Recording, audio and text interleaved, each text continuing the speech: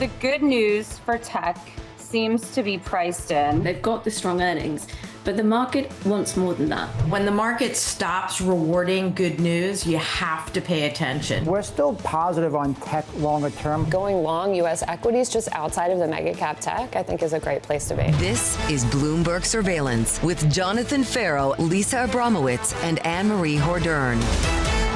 Live from New York City this morning. Good morning, good morning. For our audience worldwide, Bloomberg Surveillance starts right now. Coming into Tuesday, stocks stumble, the Nasdaq 100 slides and the chip rout deepens as the Kospi plunges weighed down by SK Hynix and Samsung. Europe's tech giant, ASML, is struggling on reports of the emergence of a Chinese competitor. Yeah, there's a story in the information that China has created a deep ultraviolet lithography machine that can potentially compete with ASML to produce chips more cheaply. This all goes to a similar theme, which is the AI story is changing. BlackRock put it really well yesterday in a white paper saying the bigger question is whether today's extraordinary profit levels can be sustained as cheaper models reshape the economics of AI. A lot of these cheaper models are coming from China, and the question is how much can they penetrate the market and seriously eat into some of the profitability of big U.S. technology. And obviously this comes at a time when China is desperate to get their hands on these machines. They're barred from getting access to the most advanced versions ASML is able to sell. I believe they have 8 generations back. So for China, this would be a massive step forward. But this is early stages. We don't even know the name of this company. That's how early we're in. There's some weakness in the chip sector. We've seen it over the last 3 days. Spills into South Korea. Check out the Kospi getting absolutely hammered. SK Hynix, Samsung, absolutely battered. Those 2 names plunging in trading over in Asia. You've now got 3 fronts for the weakness. Price and positioning had a massive run up in some of these names. The financing of the ecosystem, Nvidia a piece of that in the last 24 hours, and now competition and capacity. Those 3 things together, that's a headwind for this sector. Yeah, and given the first aspect of that, which is the positioning, people need any excuse to sell, to lock in profits. So that only exacerbates the price action with the anxiety coming from the other 2. There is a question, as you mentioned, about China, which we just hit. But the financing aspect is increasingly present, as about 80% of future financing needs comes from the external capital markets, not free cash flow. At a time where you're seeing credit spreads start to widen, you're starting to see credit default swaps widen, and frankly, you see a lot of these equities come under pressure. At what point will that stymie the hopes and dreams coming forward? We've got a tech scare on our hands. We haven't got a growth scare, but can one turn into the other? We'll spend some time on that. Check out these numbers from UPS this morning, dropping just moments ago. This is their outlook. They now see full-year revenue of about $91.2 billion. The previous range was about 89.7. The estimate was 90.39. So it's better than expected and higher than previous. Bramo, some good news from UPS. Yeah, talking about CapEx coming in pretty much in line and saying that they've successfully completed the Amazon glide down. This has been a company that's been beset by competition from Amazon, as well as ongoing union negotiations. But the fact that they raised their full year adjusted EPS view to $7.22 versus the consensus of $7.13, this is actually a positive. So if this is the read of the overall consumer, which is a big if, it is showing the same kinds of green shoots that you're hearing from everyone else. Lisa's reminding you it's not just about big tech this week, though kind of just about big tech this week. No. The week starts on Wednesday, the scheduled week anyway. Let's go through the results you can look for. These are the tech names we keep talking about. So Microsoft and Meta on Wednesday, Thursday, Apple, Amazon. In a year from now, we'll hear from Nvidia. There's another name in the mix in the next couple of days we should pay attention to. In the next 24 hours, you'll also hear from SK Hynix. We've been exporting market volatility. When you get jitters like this, we've also been importing market volatility from places like South Korea. And I think those earnings will be pretty important to the broader market. Yeah, although it's unclear exactly how the market's going to react to them, because SK Hynix is probably going to report another record quarter of earnings, and yet its shares are down 47% from the all-time high in June. Why? This isn't necessarily because people are worried about what they're going to deliver. They're worried actually about the existential risk from DRAM production over in China. This has nothing to do with their particular performance. It's that maybe their profitability is just too high to continue for much longer. Stock is down 15% in South Korean trading this morning. Unreal. Coming up this hour, we'll catch up with Cam Dawson of NewEdge Wealth as the chip sell-off drags equities lower. Momei of PSP Growth on the emergence of Chinese competition. And Jonathan Pingle of UBS predicting a family fight over at the Federal Reserve. It sounds like we've had one already, based on the reporting from the Wall Street Journal. in the last 24 hours. Yeah, I'm shocked. Right? I mean, we all were expecting. And the key question for a lot of people is just how many dissents are you expecting? And frankly, how volatile are some of these conversations going to be? I did feel seen by Governor Waller when he apparently said at this dinner, tell me the name of who's leading one of these task forces and I'll tell you what the policy is going to be. Personnel is policy. We know all these names. We know how they think. So I feel like that's how a lot of people felt going into this when Kevin Warsh kept foreshadowing the fact that he was going to announce these massive task force. Well, I guess we'll have to see what they come out and say. To be fair, that's also how most Fed meetings feel often, right? We know what they're going to say ahead of time. You tell me who's on the committee and I'll tell you what they're going to say at the meeting in the next 2 days. Yeah, it's just that normally they're not given the same kind of mandate to set policy for the next however many years, which is part of the issue that a lot of them are grappling with. What is the Fed that really is helmed by Kevin Warsh? That 2-day meeting begins later this morning. We begin this with the chip sell-off building. Cameron Dawson of NewEdge Wealth writing the following. The semiconductor profit cycle depends on two big factors. Hyperscalers continuing to spend aggressively and limited new competition entering the space that could challenge margins. Markets seem to be questioning both. Cam joins us now for more. Cam, good morning. Good to see you. Good morning. That quote just perfectly illustrates this moment we're in right now. We are questioning both. Do you think it's valid to question both? I think it is, but I think before we get to the fundamentals, we have to appreciate the technicals because so much of the upside was driven by positioning chases and squeezes and flows. And so what we're experiencing now is effectively the mirror image of that. Because flows were so aggressive into leverage products within the semiconductor space, not just in the US, but of course in South Korea, what we're seeing is the dynamic is that as that leverage unwinds, you're seeing a lot more downside.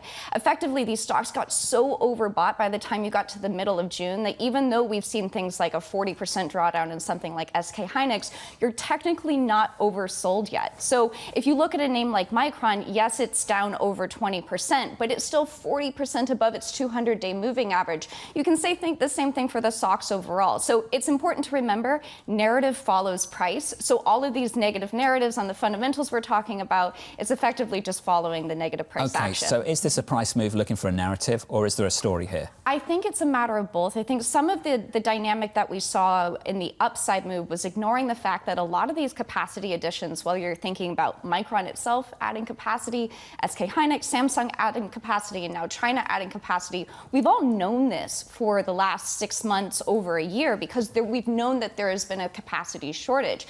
But now the market is starting to wake up to it. And at the end of the day, you had this clarion call from big bulls on things like Micron saying, of course, the 85% gross margin is sustainable. This time is in fact different.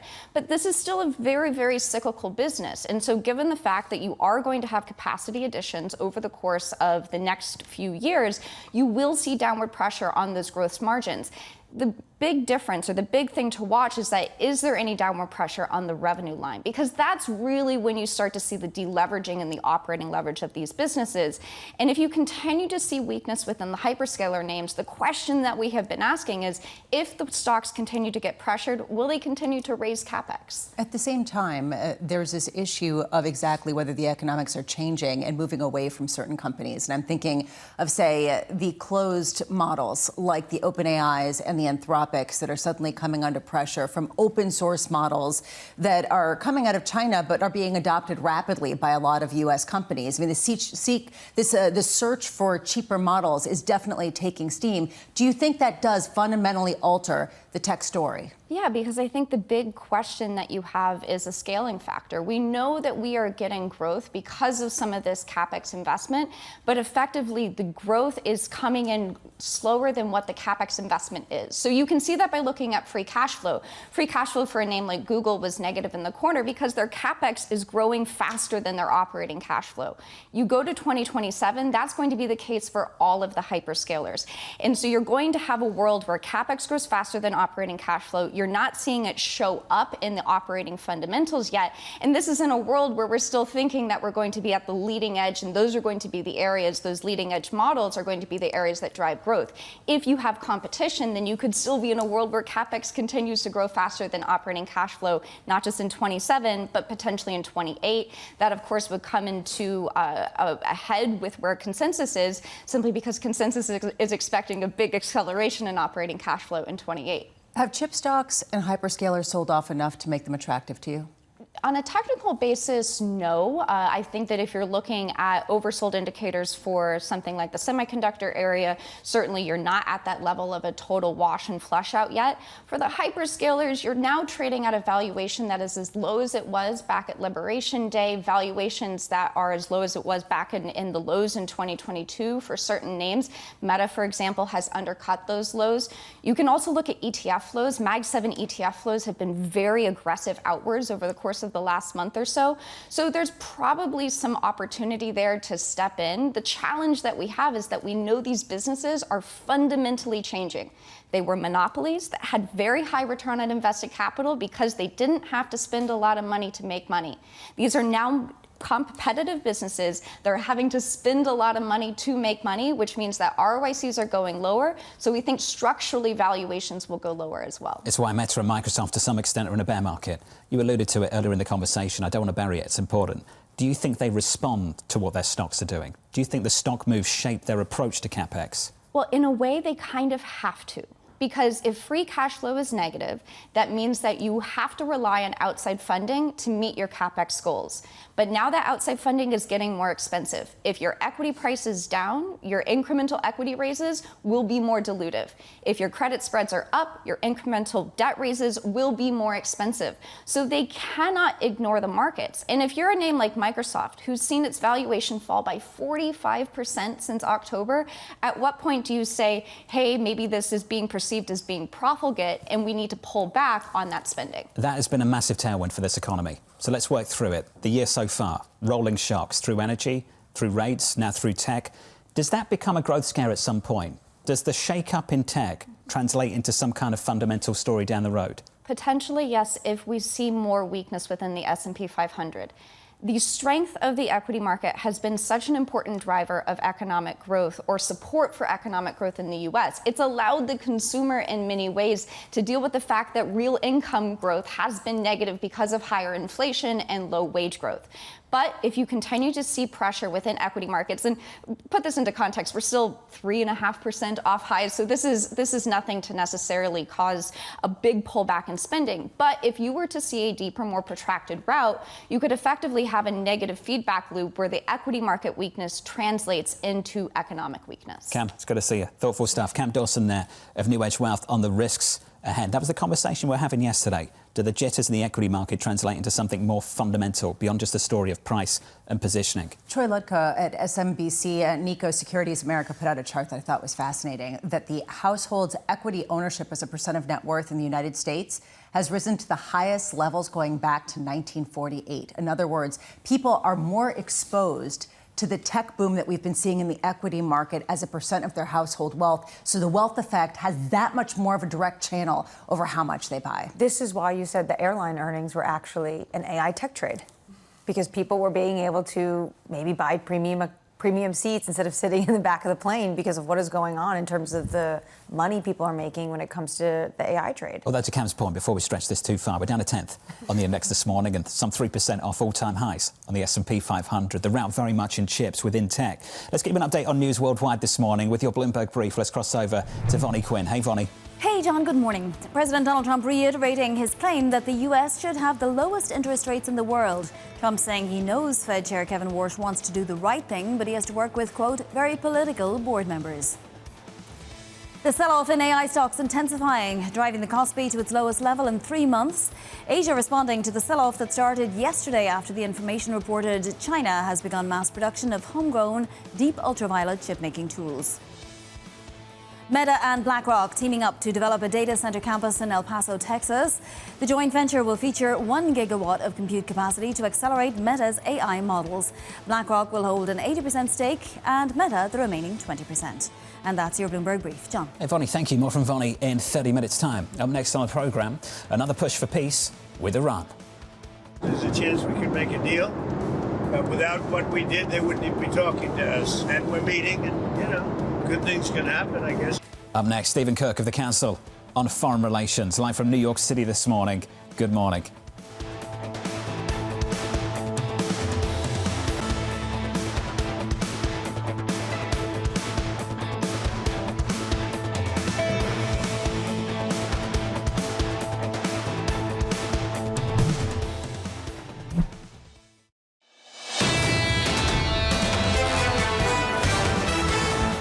Your week ahead looks like this. Some major events for you over the next 48 hours. A two-day meeting at the Federal Reserve begins later this morning, concludes tomorrow.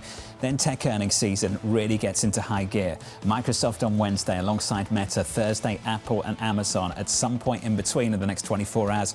You'll also hear from SK Hynix, and SK Hynix today is getting absolutely battered. Stock is down 15% in South Korea. Equity futures struggling stateside. Not so much on the S&P. It's where big tech lives. It's on the Nasdaq 100. We're down by 0.8%. Chips really struggling. In the bond market, 2s, 10s and 30s. An 8 or 9% decline on crude is worth a 1 basis point drop on a 2-year yield. We're down another 2 this morning. The 2-year around 429.94. Let's call it 430. That tells you a lot about what people believe this oil move really means for this Federal Reserve. Not a whole lot, essentially, and that makes sense given how volatile things are. Citadel Securities came out and actually said they expect the Fed to hike rates despite the widely spread belief that they'll remain on hold, just simply to show that we're in a different place and we're sick of inflation. So let's see. There still is that more than 30% chance baked into the market. Supply starting to matter further out along the curve as well. Had a 5-year issue yesterday. I'm sure you saw the results of that, Bremo. 5-year supply a little bit sloppy. Yeah. 7-year later. $44 billion for it. And suddenly you start to have to think, at what point are they trying to anchor the long end of the yield curve as much as they are inflation expectations? Well, let's get into the inflation story. Let's turn to crude. We do decline once again this morning. We're down by more than 2%. Brent back to 86. WTI just holding the line, just about above 80. Let's call it 81 this morning. Under surveillance this morning, another push for peace with Iran. They want to meet, and we're meeting. We'll see what happens. There's a chance we can make a deal. Without what we did, they wouldn't even be talking to us. They requested a meeting through their surrogates and directly. And we're meeting, and, good things can happen, I guess. So here's the latest this morning. The US and Iran pausing strikes for a 4th consecutive night. The president saying both sides are engaging in talks. Tyler Kendall was alongside the president on Air Force One yesterday and joins us now for more. Good morning, Tyler.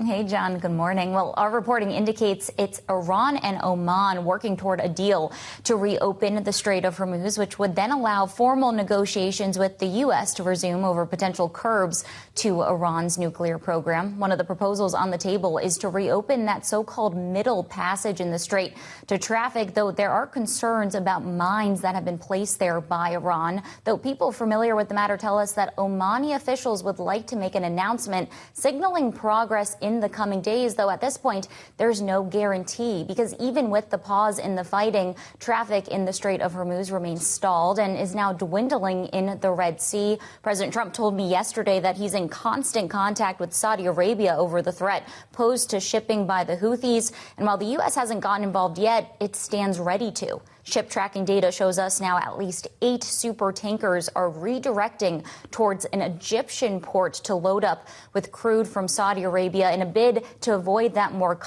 conventional route. Now, John, it is our understanding that Iran's foreign minister held a phone call overnight with his counterpart from Saudi Arabia. And amid this flurry of diplomacy, we heard President Trump yesterday say that there's a, quote, good chance that something could happen. He said that he has plenty of time to reach a deal. But he also added that if progress isn't made, then the U.S. will resume strikes, leaving the threat of escalation firmly on the table.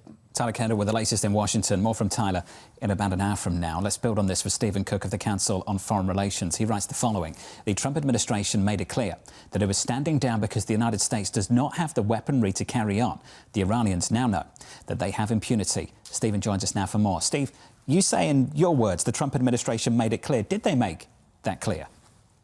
Well, all of the reporting from the advice that the president has gotten from the Secretary, I'm sorry, not the Secretary of State, the Chairman of the Joint Chiefs of Staff, as well as Admiral Bradley Cooper, the head of CENTCOM, was that we were running out of munitions and that the bombing in the Strait had diminishing returns, so that the president called it off and is now relying on the Oman channel where the real negotiations are underway. Meanwhile, Iran's proxies, the Houthis, as well as Iraqi militias, are doing a lot of damage to Saudi oil processing facilities and other energy infrastructure around the region.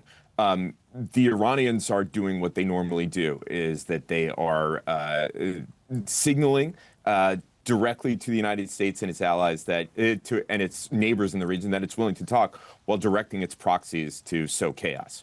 When it comes to rebuilding stockpiles, it's not like turning on and off a light switch. So do you expect this pause to be a long one? Well, it does seem that despite the president's threat of escalation, that he has made the decision that that's not really in the cards. So I think that the pause will go on longer than he was indicating on Air Force One yesterday, which has really become just an idle threat. The last 2 weeks of bombing did not change the Iranian position at all, and in fact left them in a somewhat stronger position because it was the United States that essentially called off the campaign. We know that Oman tries to keep friendly relations with everyone. They somewhat play both sides. Do you expect them to come out and support Saudi Arabia for a toll? The Omanis have at times sounded a lot more like Iran's lawyer than a mediator. They maintain that they are being bullied by the Iranians because there is some daylight between Washington and Muscat. That, of course, is a self-serving statement, but it does seem that the Omanis are really the best chance for trying to figure out how to reopen the strait, whether it will be a toll or not. They say publicly at the moment that they don't support a toll. We'll see what happens as the negotiations take place. It's important to note that there's a negotiation going on between Oman and Iran right now, not between the United States and Iran and Oman. At the same time, Stephen, attacks are continuing. There were reports on satellite images of smoke coming from an oil facility in Saudi Arabia. In Bahrain, there were 2 Amazon data centers that were reportedly under attack. How much do you expect to see a region-wide war amplified and participation of the likes of the UAE as well as Saudi Arabia? It's a good question. And it seems to me, as I was noting before, that while the Iranians are signaling a willingness to talk through the Omanis, its proxies are being directed to attack American partners in the region, with the exception, I should say, of the United Arab Emirates, which has not taken any hits thus far. But the Houthis, who have a separate conflict with the Saudis, have hit Abqaiq, Abqaiq, a major oil processing facility in Saudi Arabia, as well as a number of other facilities. Iraqi militias have also joined in these attacks.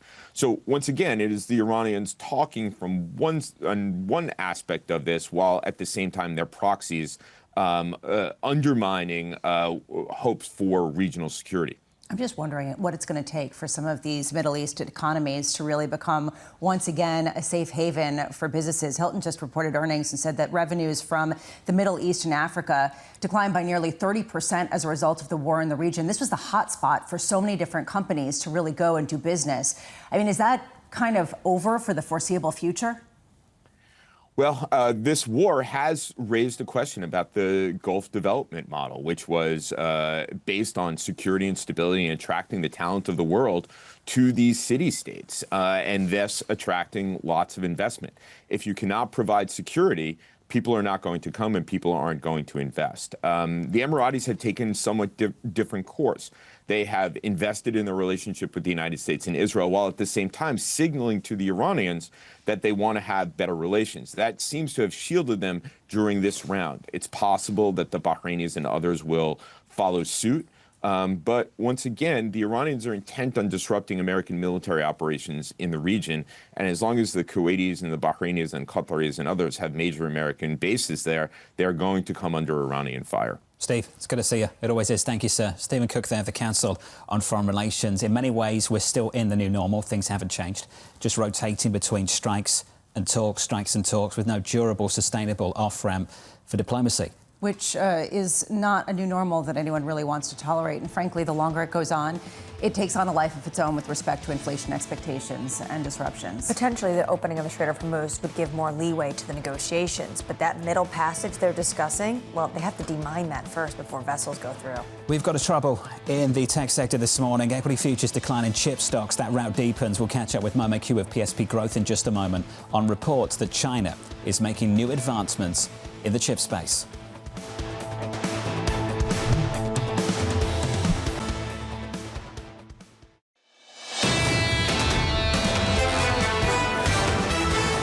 Your morning starts in South Korea. Good morning. Starts with the Kospi. We're down by close to 11%, the biggest one-day drop since March, potentially, for that index. If you look at Samsung, SK Hynix, they're getting hammered this morning. SK Hynix has lost about half its value in a month. And they're not alone. The chip sector very much under pressure. You see the follow-through stateside. The Nasdaq underperforms. Nasdaq futures negative so far this morning. We've learned a lot about price and positioning. We're also hearing a lot about increased competition and maybe increased capacity as well out of China, and the financing of the AI ecosystem facing some questions increasingly too. You've seen an underperformance pretty significantly from the bonds that have been issued by all of the tech sector in particular, but even just the decline that we've seen in prices really threatens their ability to raise equity financing. Ultimately, it was a good story when they were financing all of the capex out of their free cash flow. It is a more worrisome story for people when their own money is on the line as investors, and that's what you're seeing right now in markets. Even if you're putting up the growth, and that was what was interesting about the Alphabet numbers last week. How do the likes of Microsoft and others avoid an Alphabet-like moment in the next 48 hours? Well, can they? And to go to Cam Dawson's point, does it require them ratcheting back some of their capex plans? Or are they damned if they do, damned if they don't? Between a rock and a hard place, as we were talking about yesterday. If they reduce their capex plans, well, you're going to be behind the curve and you clearly don't have ambitions. If you increase them, well, where do you think you're going to get the money? And why do you think that you can keep burning hours? Either way, it seems like they're in a somewhat tenuous position. That's the equity story. Here's the bond market picture this morning. 2s, 10s and 30s. Yields declining across the curve, but not by much. 2 still around 430, down 2 this morning, down a single basis point yesterday. Off the back of this move in crude, and it's a big move. Down about 9% yesterday, down this morning again by, let's call it 2%. It's a big 3-day decline. Friday, Monday, Tuesday, 86 on Brent, WTI at 81. The president with some soothing words that basically the market is looking at this as no immediate prospect of intense military strike. So they started to feel a little bit more comfortable, even though the Strait of Hormuz has a complete grind to halt. A lot of cargoes are starting to avoid the Bab el-Mandeb Strait. But the oil market is looking at the fact that the president is leaning towards diplomacy. But for how long? How many times have we been here with this cycle? And that's what you really need to ask yourself. It's a limited rally in the bond market off the back of this, and I think that's for a number of factors. One being, how sustainable is this? Can crude really sustain this downward trend? We've had a vicious repricing of crude in 3 different directions over the last several months or so. The other issue as well is economic resilience, and I think that's keeping yields up. The Fed's still going to engage in talks about interest rate hikes. That will certainly keep yields elevated. And then the supply. Bramo, it's your story. The 5-year was a bit soft, the 7-year later, and this Treasury, unlike years gone by, has got some real competition coming from elsewhere. Yeah, the central bank of Alphabet and the central bank of Microsoft, the central bank of NVIDIA, my goodness, they're being a central bank to every single tech company out there, really in serious competition with them. And that's the reason why this isn't from inflation expectations. When you take a look at the actual trade in bond yields, it's been real yields, which reached some of the highest levels that we've seen in more than a decade until just a couple of days ago. So the reason why oil doesn't matter as much is because this is a multifaceted story that has a lot more prongs than just where goes the story in Iran. 10s around 460 this morning. Yields lower by 2 or 3 basis points as we count you down to the open and bound. 3 hours away. Let's get you some single names to morning movers. Yahara has more. Hey, Yahara. Hi, John. We start with the chip equipment stocks. They are falling this morning on that report that we've been discussing all morning, that China is beginning to mass produce certain chip-making machines, raising concerns that Beijing is making progress toward building its own semiconductor supply chain despite years of U.S. export controls. It also is raising concerns that Beijing could emerge as a lower-cost competitor to Western companies like ASML and Applied Materials. But the selling isn't isolated to those names. It is spreading across the chip sector, with AMD, NVIDIA also falling as investors use this story as a reason to trim exposure in one of the most crowded parts of the market at a time when investors have become just increasingly jittery around this trade. You could also say that with this report, investors are starting to weigh the risk that a more competitive Chinese chip-making industry could eventually lower the cost of chip making, weakening the pricing power that these names enjoy right now. And we end on the biggest winners of this market, the memory names, of course, selling off on this report. Micron and SanDisk down about 5%. As I said, it just adds to the jitters since investors have already been questioning whether the hundreds of billions of dollars being poured into AI infrastructure will yield enough of a payoff. And now with this report, it also adds to questions whether all this investment is needed, if we will eventually get cheaper models and cheaper chip making. John. Yohara, thank you. Appreciate the update. More from Yohara in about 60 minutes from now in the next hour. On our radar this morning, President Donald Trump saying there's a good chance for a deal with Iran. They requested a meeting. They would not have requested the meeting if we were doing poorly. The only reason they want to meet is because we've been hitting them very hard. Their whole shoreline's wiped out. The strait is in very good shape. And we're talking right now. The extent of the talks between the two countries remains unclear. Elsewhere, the president voicing support for Fed Chair Kevin Warsh while taking game at the Board of Governors. Kevin's fantastic, but he's got a board, and the board members are very political. He wants to do the right thing. I know what he wants to do. But you need the consent of some people that have perhaps bad intentions. Rates should be lowered. Investors widely expecting the Fed to hold rates steady tomorrow with a very slim chance of a surprise hike. And finally, chip stocks selling off on a report that China is mass-producing advanced semiconductor machines. The Information reporting a state-backed company is aiming to produce 20 machines in the next year. You can argue, and many people will, and debate, frankly, whether these machines can truly compete with the likes of SK Hynix and Samsung to create the memory chips that are necessary. There's a bigger question here, whether north of 80% profit margins are sustainable before there is some sort of competitive pressure. The idea that some of these companies, the chip maker companies, the memory chips in particular, have been able to capitalize so significantly these profits has historically been a recipe for self-demise, because that will invite competition and demand and some sort of supply to meet that demand. At the moment, it's just a prototype, and it's not becoming at the same level that we have ASML. And the reason why it's important for China is because they don't have access to the level of ASML machines that we do or other parts of Europe or Asia have. They are barred by U.S. export controls. That is why it has a lot of people's attention. At the same time, they're producing 5 this year, maybe 20 next year, and we don't even have the company name. So I'm just a little bit skeptical into how advanced this company actually is. How much weight can we put on this story? Momei Q of PSP Growth writing the following. The chip stock rally has largely been driven by scarcity, the rise of a low-cost competitor, and risk of China's self-sufficiency directly puts pressure on that. Momei joins us now for more. Momei, do you believe we have an upcoming emerging competitor to ASML? Good morning, John. Nice to see you. Yeah, the chip stocks definitely had a rough week over the past week, or a few weeks if you count from their peak in June. But let's put this into perspective. If you look at the stocks index, they're still up 100% year over year, the index that measures semiconductor stocks.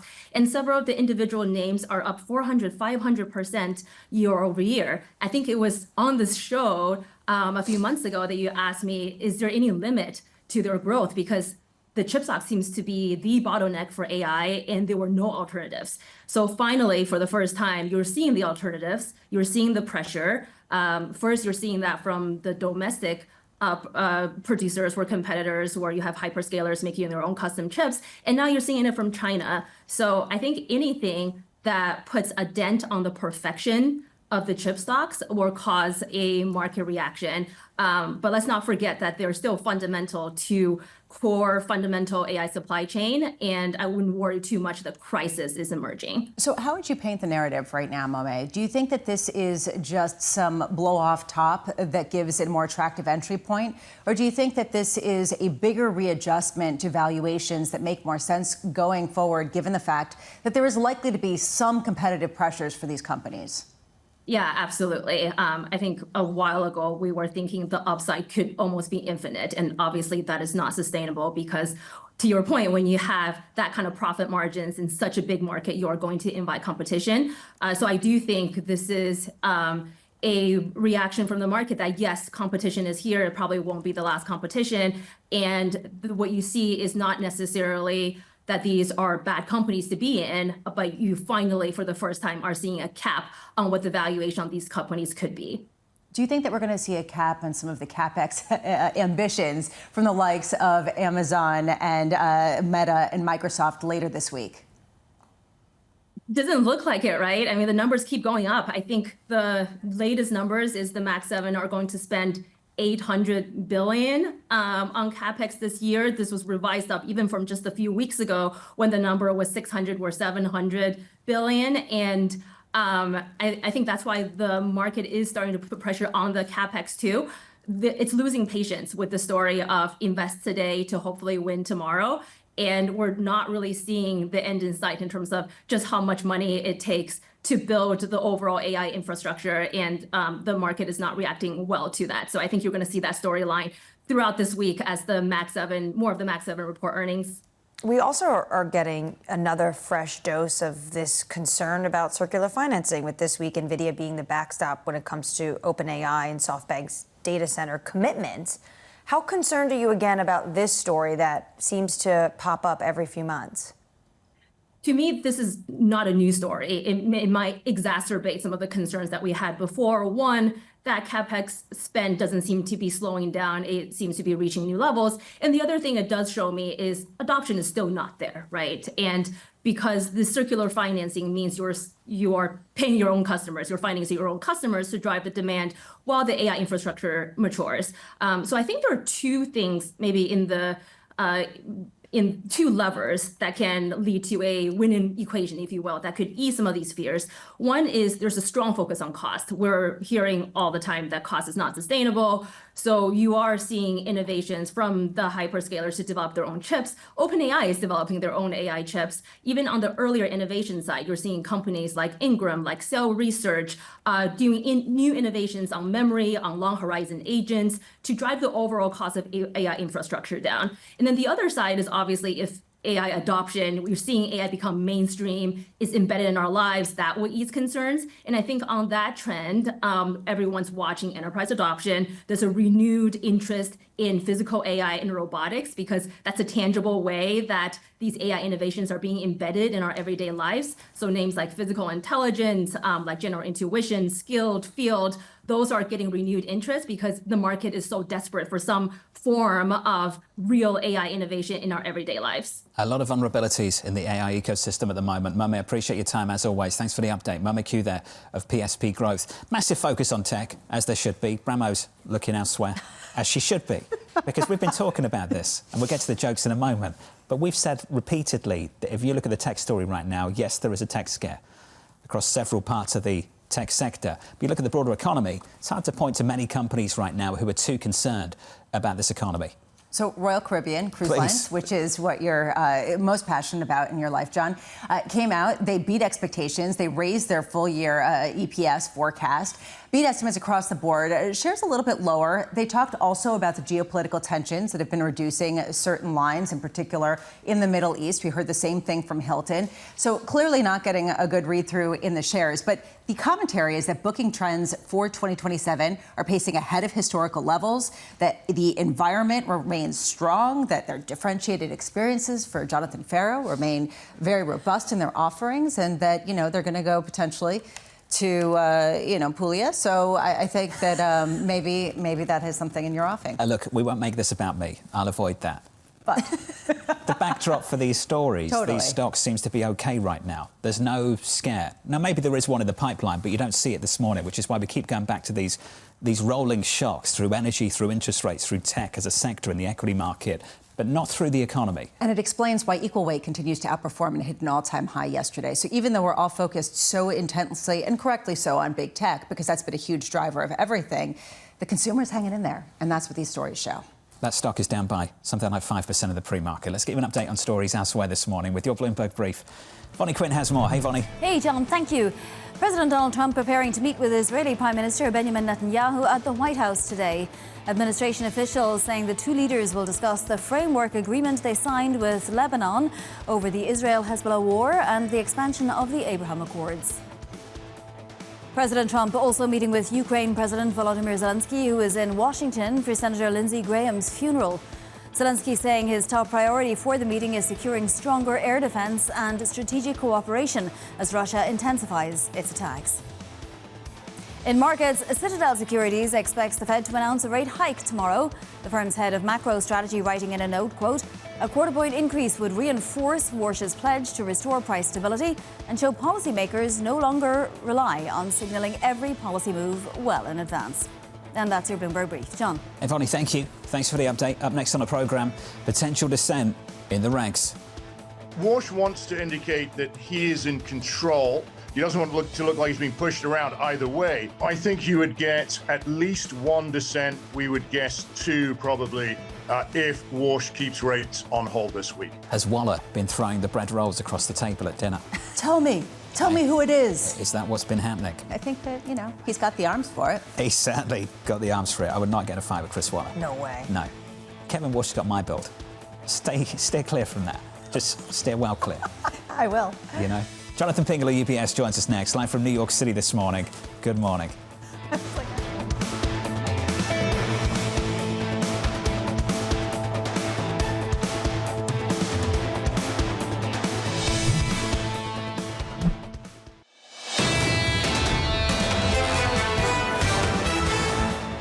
Tech underperforming once again this morning. We've had 3 days of weakness for semis. It continues this morning. On the Nasdaq, we're down by 0.9%.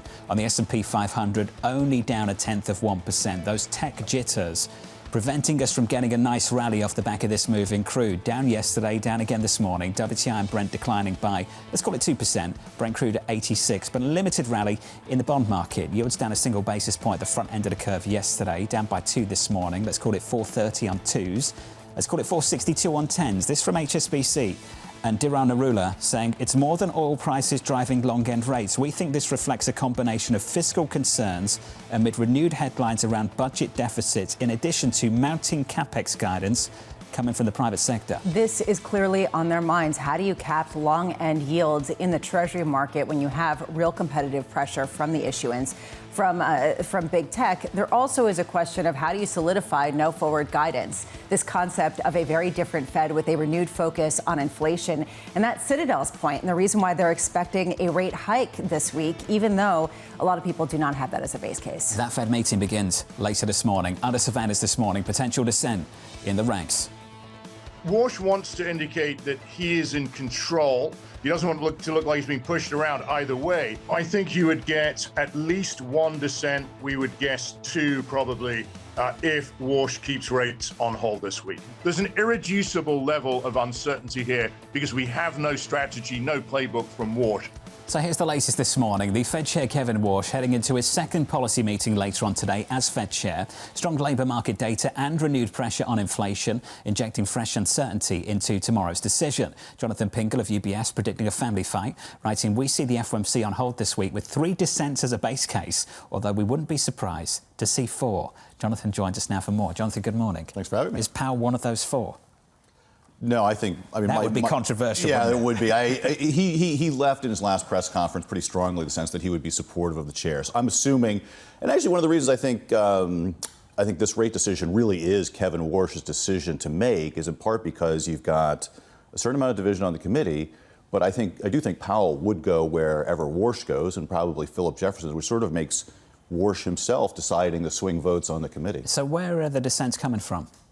Well, the Hawks on the committee, and I wouldn't be surprised if there was a Logan Hammock, there's 2. Give me 2 more. Logan, and I would say Kashkari is assuming a hike this year, and I also wouldn't be surprised if there was some demonstration of independence by, say, Elisa Cook or a Michael Barr. What do you think is the main driver of it right now, especially given that inflation pressures may have peaked at least for the next couple of months as a result of where oil prices have been? Well, I mean, they'll have to take the temperature in the room, of course, right? Because they may need to turn up the air conditioning in the family fight here, right? Understood. But when we look at the committee and what they're gaining and what they're losing is Kevin Warsh has really talked tough about, fighting inflation, right? So at some point he might need to put his money where his mouth is. And then there's a number of committee members that, essentially they're kind of losing patience at just the year-over-year rates remaining elevated, right? So I do think this is a closer call than, if you looked at the Bloomberg consensus, there's almost every economist expects them on hold. And I suspect the odds are probably higher than that for a rate hike. Because I do think there is this lingering tension of, how are they going to get inflation back to 2? Year-over-year rates look sticky. I mean, we think inflation has passed the peak and the data is going to bail them out. So I've got the Fed on hold for the rest of the year, but I have to say it's not high conviction. Do you think that some of the volatility and the incredible gains that we saw in certain tech sectors was due to the Fed's policy leading up to this year as a result of some of the rate cuts last year and the fact that they have not been restrictive enough? My guess is that this tech investment, I mean, it's been relentless. It looks pretty interest rate insensitive to me. I mean, you know, we can see how it's been financed. A lot of it's been financed out of free cash flow. I mean, they are taking on more debt now. But given the optimism in this sector, my guess is, in a way, you probably needed two interest rates for the economy. One for the AI tech capex, which probably should be a really high interest rate if you wanted to slow it, versus everybody else who probably doesn't really need higher rates at this juncture. Jonathan, there's one name you didn't mention, which is Waller, which seems to have some pushback on the Fed chair, according to this Wall Street Journal article about this dinner they had. But also the article talked about a quote Waller said this month: sternly staring at inflation till it melts before a withering gaze is not an option. Do you think potentially he dissents? My guess is, given his speech 2.5 weeks ago, that he's kind of backed himself into a corner. I mean, he said he laid down a very specific marker for the decision to hold or not, and the data clearly met the marker. So I think rhetorically he's kind of backed himself into a corner. But his disagreements with the chair's views, they came out in that Q&A. I mean, there's open questions about, you know, what's going to come out of the communications process, the task forces, you know, how you think about forward guidance. And Waller does not seem fully on board with some of these changes. Do you think that's healthy, or do you think it disrupts the transmission of monetary policy? Which, the disagreements? The disagreements in the public, the way it's playing out this morning. In the grand scheme of things, I think it's probably healthy. I think one of the problems we're having, though, is the lack of forward guidance from the chair has kind of spilled over into a lack of understanding the reaction function, what they're looking at, what the risks he might think are. And given the fact that he can push around sort of the median of the committee at the moment, I mean, he's going to decide policy for the next few meetings. And we really have no idea how Kevin Warsh thinks about monetary policy. I mean, everyone's walking around saying they think they do, but I'm pretty agnostic. Is that where your low conviction comes from? That you say on the one hand, I say hold, but it's low conviction because of that? Is it just that? You don't really know what the Fed chair stands for? That is the big source. I mean, if we knew what the reaction function was, if he said, hey, I'm going to follow a Taylor rule, he doesn't have to give us any forward guidance, but we would know sort of how to weigh the incoming information. If we knew what he was worried about and the risks, we could take that into account. But he's really offered very little insight, and you know, he's also written very different things at different states of his career. So it's just very hard to know, like, how is he thinking about policy now? John, good to see you. Appreciate Thanks it. for having Thank me. you. Super smooth as well about the temperature in the family fight. Bit of a family fight in here in the commercial break. Jonathan Pingle there of UBS. Well, over the temperature of the... Annmarie actually wants the room cooler, just to be clear. Yeah, well, it's a little warm, and typically it's a little cold in here. And usually guests come in and they say, woo, nippy. And some people say, yes, see. And other people are like, but it's actually nice. Some people. I, of course, don't have a view. Up next, we'll catch up with Stuart Kaiser at Citi. I don't have a view on it at all. Not this morning. I haven't said a word. That's right, ever. I never have a view. Never. Oh, sure. Jason Thomas of Carlyle joins us in a moment alongside Matt Hornbach at Morgan Stanley. The second hour of Bloomberg Surveillance is just around the corner.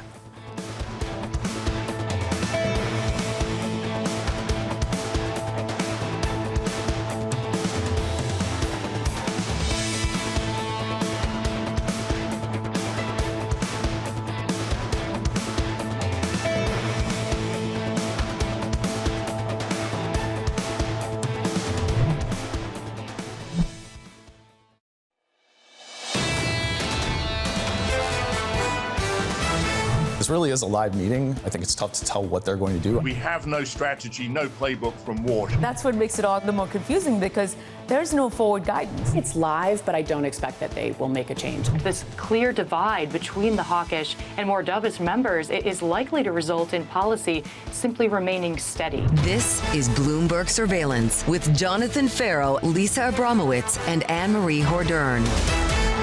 Live from New York City this morning. Good morning, good morning. For our audience worldwide, the second hour of Bloomberg Surveillance starts right now. And your morning starts right here in South Korea. Your scores look like this. We're down across the board. The Kospi, negative 11%, the biggest one-day loss since March. SK Hynix, Samsung, battered, and the chip rout continues stateside as well. The Nasdaq, check it out, underperforms. The S&P, the Nasdaq, the Russell down across the board. The Nasdaq this morning negative by 0.9. Yeah, this is a queasy overvaluation story right now because already, even though we've seen massive declines, almost half of SK Hynix's value taken off in a month, as John was mentioning earlier, you still are up a significant amount so far this year. So at what point is this a valuation scare? At what point is this a fundamental challenge from cheaper technology that's coming from the likes of China? That ultimately is going to be the question that determines how far some of these names have to go. We went through the recipe for a sell-off in tech, and you've got all the ingredients lined up. Extended price and positioning, tick, right? Competition coming from China, potentially, and questions about financing the ecosystem. That's on the table as well in the last 24 hours. Let's talk about number two. Let's talk about the competition potentially coming from China. And an example of that, to take the temperature off it, just pick out ASML. We could have some competition for that Dutch maker of semi-equipment. That stock was down yesterday by 8.5%. It's down again today by 2.6%. That's the European tech giant. How much of that competition is actually real coming out of China? Well, the information has this report basically that China is making their homegrown lithography machine, which would basically mean that they don't have to buy from ASML. Right now, what they're buying from ASML is 8 generations back because of export controls from the United States that bar them from getting the most advanced machines. We've seen these risks before, though. This is a little bit different because this is in the hardware, but DeepSeek, Kimi K3, now this unnamed Chinese company that are apparently producing 5 and 20 next year. A lot of questions because there's not a lot of answers about actually what this company is, but it could potentially be a risk. It's a risk, and it's a dominant factor. We've talked about the margins of some of these companies, 85%. That's an invitation for competition. That's what people say when they look at that situation, that those margins aren't sustainable because you will get that competition eventually. You know, Jason Thomas, who's coming on later, talked a lot about that, how when you have margins that are too high, that is essentially saying, please, disintermediate us, please disrupt us, please come into this market. And that is what you see considerably time and time again in the commodity space. And that's the reason why this tends to be a cyclical area. Now we're getting some visibility about where the competition could be coming from. These business models are fundamentally changing, whether it's in the chip sector or whether it's in the hyperscaler sector. Suddenly, it is capital intensive. It requires your money for us to burn. And guess what? There is more competition, and this changes the narrative and some of the economics. Which is why the likes of Microsoft and Meta are in a bear market going into earnings just a few days away. Over the next few days, mega cap tech on deck in a major way. Coming up this hour, we'll catch up with Stuart Kaiser of Citi with the sell-off in chips outweighing falling crude prices. We'll speak to Jason Thomas of Carlyle, warning the funds financing data centers are running dry, and Matt Hornbach of Morgan Stanley expecting the Fed to remain on hold this year. We begin this hour with stocks struggling as the rout in chip stocks deepens. Stuart Kaiser of Citi writes the bar is clearly high. The start of 2Q has been solid, but the average stock is down on report day. Stu joins us now for more. Stuart, good morning. Good to see you. Good morning. How are you? Is it just price and positioning, or is it more than just that? I mean, I think it's mainly price and positioning. If you go back to when this weakness started, it actually was kind of late May, early June was the initial kind of shot across the bow, and that was definitely supply driven, right? That was pre-SpaceX IPO, and then you had Google coming with a secondary and some of the other mega caps. So if you ask me, I think it was really a case of supply that started this. Fundamentals doesn't feel like it's driving it quite yet, but these companies clearly the market is telling these companies you're failing to do a couple of things for us, right? Number one, you haven't made a compelling case for what the ROIC on these investments is going to be, so we're going to question that. Secondly, you haven't really communicated what the glide path on this spending is going to be, right? You just keep up in the ante. Talk to us about the fact that you're front-loading this investment because of the potential return on it and what you believe sort of medium-term that spending is going to look like. And the companies, I'm not saying they're not doing a good job of it. The market is telling them they're not doing a good job of that. Alphabet did an okay job of putting up the growth. I think that was what was unusual about Alphabet. They put up the growth numbers. And we've gone into that print and we said, if you're going to raise CapEx, you've got to put up the growth. They put up the growth. But people still focused on the CapEx. How high, with that in mind, how high is the bar for Microsoft later this week in the next 24 hours, if that was how high the bar was for Alphabet? Well, I would say for Alphabet, one of the things they did is they left it kind of squishy, right? It was significantly. There was not a clear forecast, again, on what the glide path of this spend looks like. So the growth was there, but they left uncertainty on the table by not giving kind of more clarity on the spend. And the market is not happy with that, obviously. You see it in the credit markets as well, right? Credit spreads on all of those companies, while still very low. I mean, These are credit spreads in the 50 to 70 basis point range, but they're all up sort of 10 to 20 basis points. And then you have Oracle, it's well over 200 now. And the starting point of Oracle a year ago was again in the 60 to 70 basis point range. So I think for Google, I agree with you. The spend looked good, and it should be good for everybody else that receives that spending. But they clearly did not provide the clarity that the market was looking for there. The playbook over the past couple of years has been every dip is buyable, and just wait for a dip that looks somewhat exciting, and then the bulls start coming out. And certainly we are seeing some bulls come out. JPMorgan, the group led by Andrew Tyler, said that right now seeing material upside as a result of this mini correction. Max Kettner at HSBC, are you going to turn bearish because of the reaction in stocks? No. The mini correction in the past week and a half, the sell signal in our sentiment and positioning framework has now disappeared, so they are now more bullish. Do you agree? Look, I agree to some degree. Our view is you want to add risk, but we're talking about putting a quarter of the risk you might want to put on. So we're sort of very cautiously kind of stepping in here. And the reason for that is how these trades have been behaving. If you look at price momentum as a factor, the drawdown has been exceptionally large. And the correlation there is just wrong way. So basically the longs go up and the shorts go down on the same day. That's just not how you tend to assume equities will behave, right? So if you think of tech stocks, same region, same market, same sector, negative correlation. That is not how you kind of risk model and manage a portfolio. So our view here is, I agree, there is an interesting entry point, but we would be super, super cautious about that and really do it in small size to start off.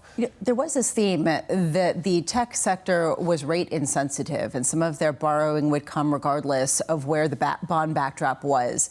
Do you think that right now we're challenging that actually the backup in rates and the backup in borrowing costs more broadly is 100% part of the reason why people are more skeptical around tech spending? I think so. I mean, you see it in the credit spreads, first off. And second, you hear a lot of bond investors saying the supply from investment grade credit is going to get U.S. Treasury yields higher, which seems like the tail wagging the dog. But how has been explained to me is basically, look, you're talking about incremental supply into the system, and it's very chunky, and it can move it. So I think if you're having the conversation that mega cap tech issuance is going to move the treasury curve, then yes, the market is telling you there's an issue here with financing. Or maybe it might not be an issue. It may just be, hey, we have to ask the question and we have to see what the feedback loop looks like on that. You note that the tech earnings are sharing the stage this week with the Fed. What do you think is more important?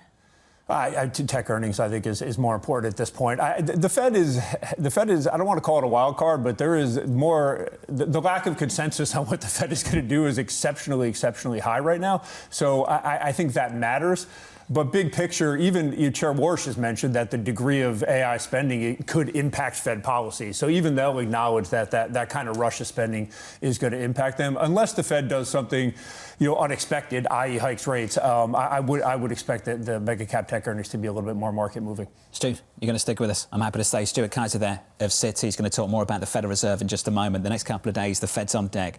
Meeting starts later on this morning. Two-day meeting concludes tomorrow. Then tech earnings start to come through. Not from the US. The focus might start in South Korea. This morning, the Kospi's been battered. Likewise on the Samsung story, the SK Hynix story too.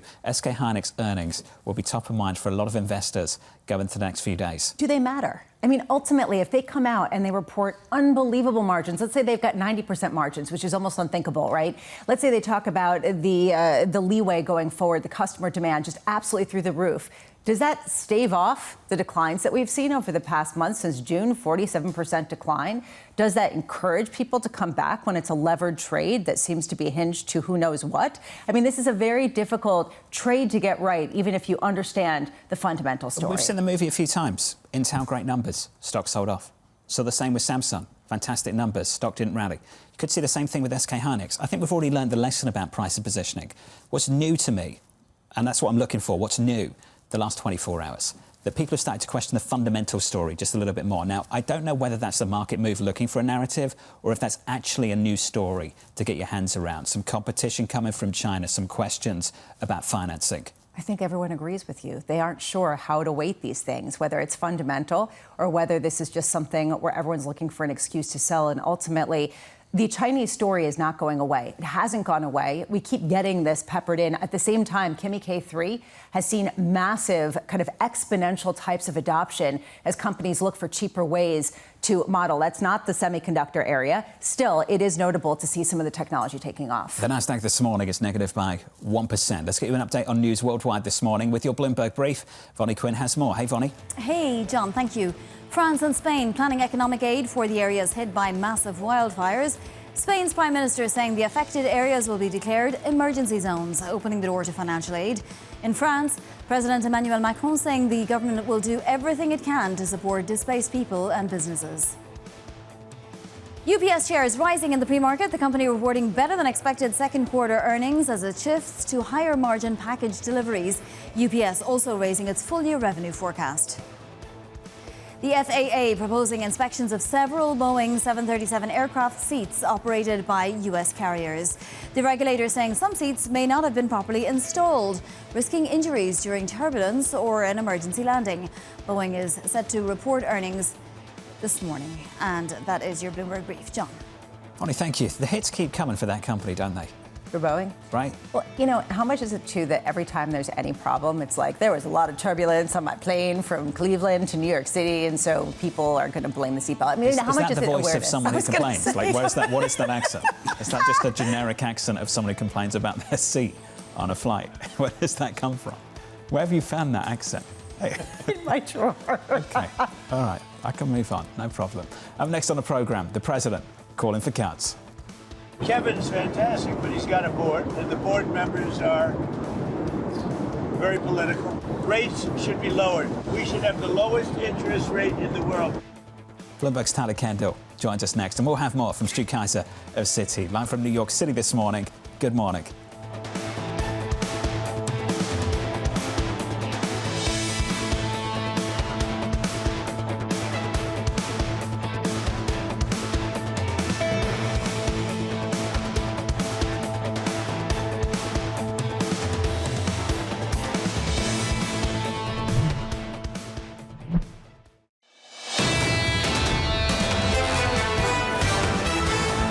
The Kospi down today by close to 11%, the biggest one-day drop since March. That stock market has been moving in one direction for most of the year, but it's run into some real volatility.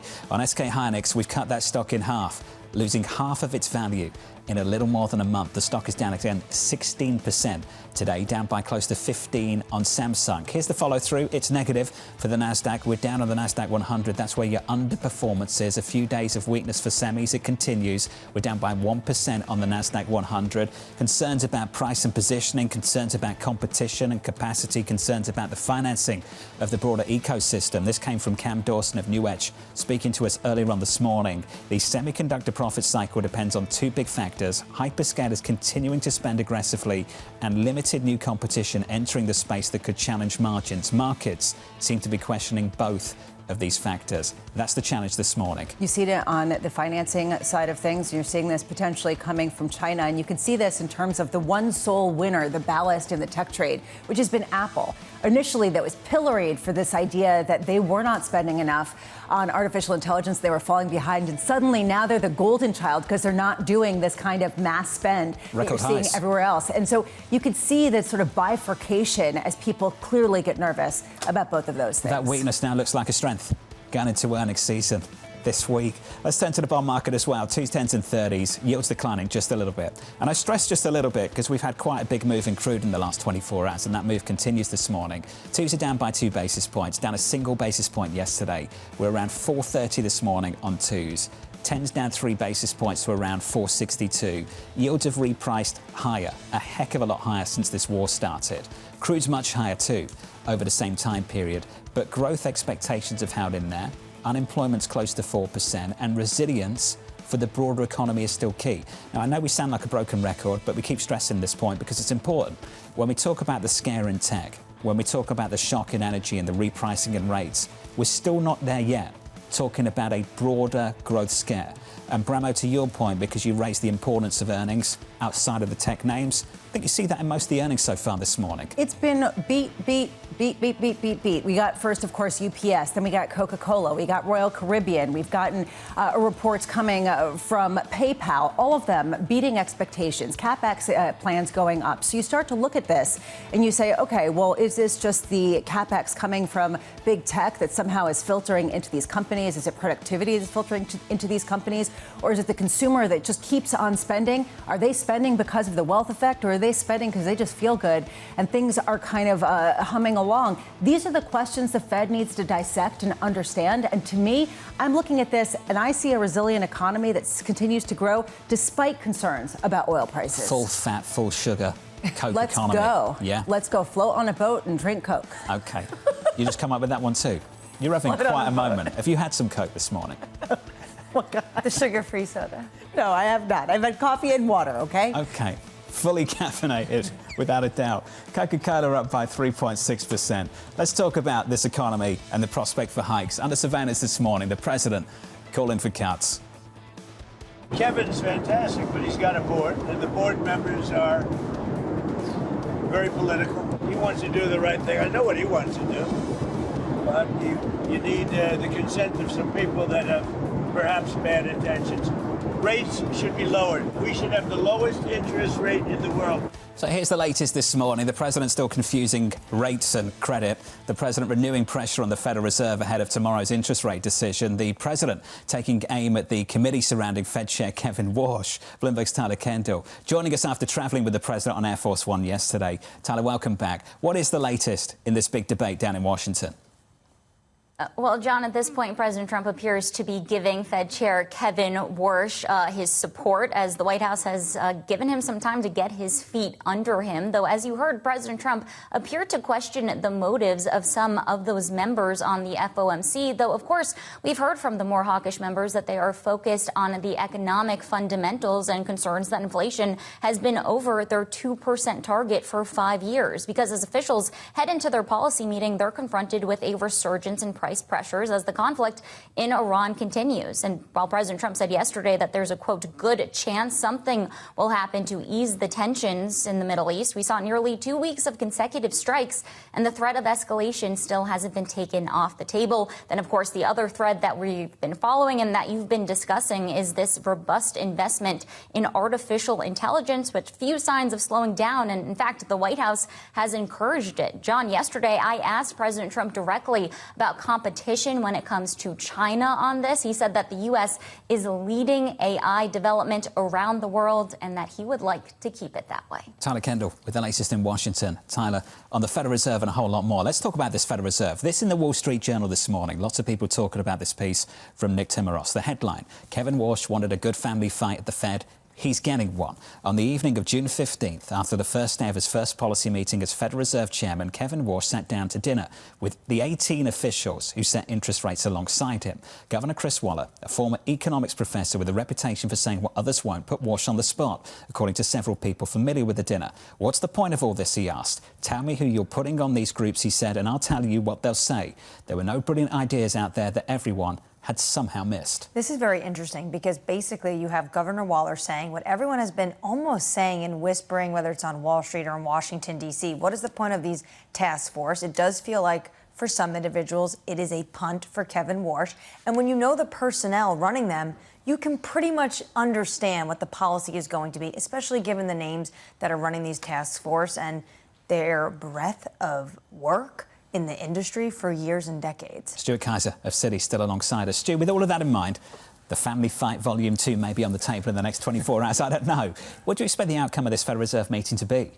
I mean, from my perspective, we hope nothing done. I think for most equity investors, no change to rates for the rest of the year is probably where you want to be. I think you would argue the Fed's in a pretty good spot, 4.2% unemployment, and they're coming off a pretty friendly, CPI print. So a lot of this noise, frankly, is being self-created, and it gets into the idea of communication.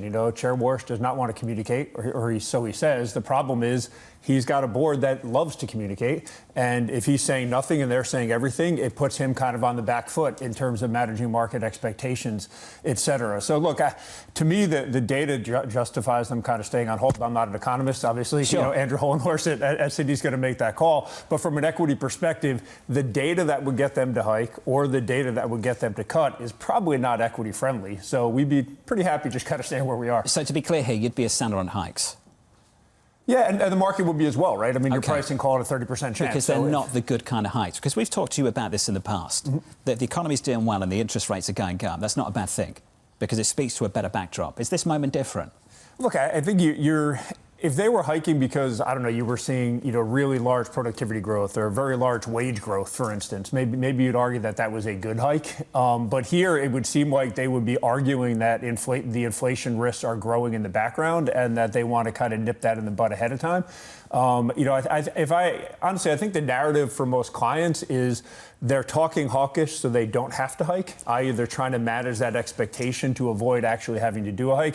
So for that reason, I'd be surprised if they actually did hike, especially with the market priced where it is. If you were going into this meeting and the market was pricing a 70 or 80% chance of a hike, that puts the Fed in a much different situation than if the market's pricing called a 30 to 35% chance. If they don't hike or potentially even give an inclination that they may not be poised to hike rates so significantly in the near term, do you think that the rally in tech reasserts itself? You know, look, tech is the market at this point, right? I mean, it's such a big share of cap. But yeah, I think if you have September price to call 75%, and if coming out of this meeting, the odds of SEP are significantly lower than that, I think that is probably a net positive for equity markets. But I think we're playing on the margins here a little bit. And look, the markets can't go up without tech going up, right? So in that sense, yes, I do think you would get tech higher. But I think, look, just dialing up and down the odds of a September hike a few basis points, I don't think is going to be enough at this point. You know, earlier in the year, people were saying that this market was rate insensitive. And suddenly the market seems to be rate sensitive again. What changed?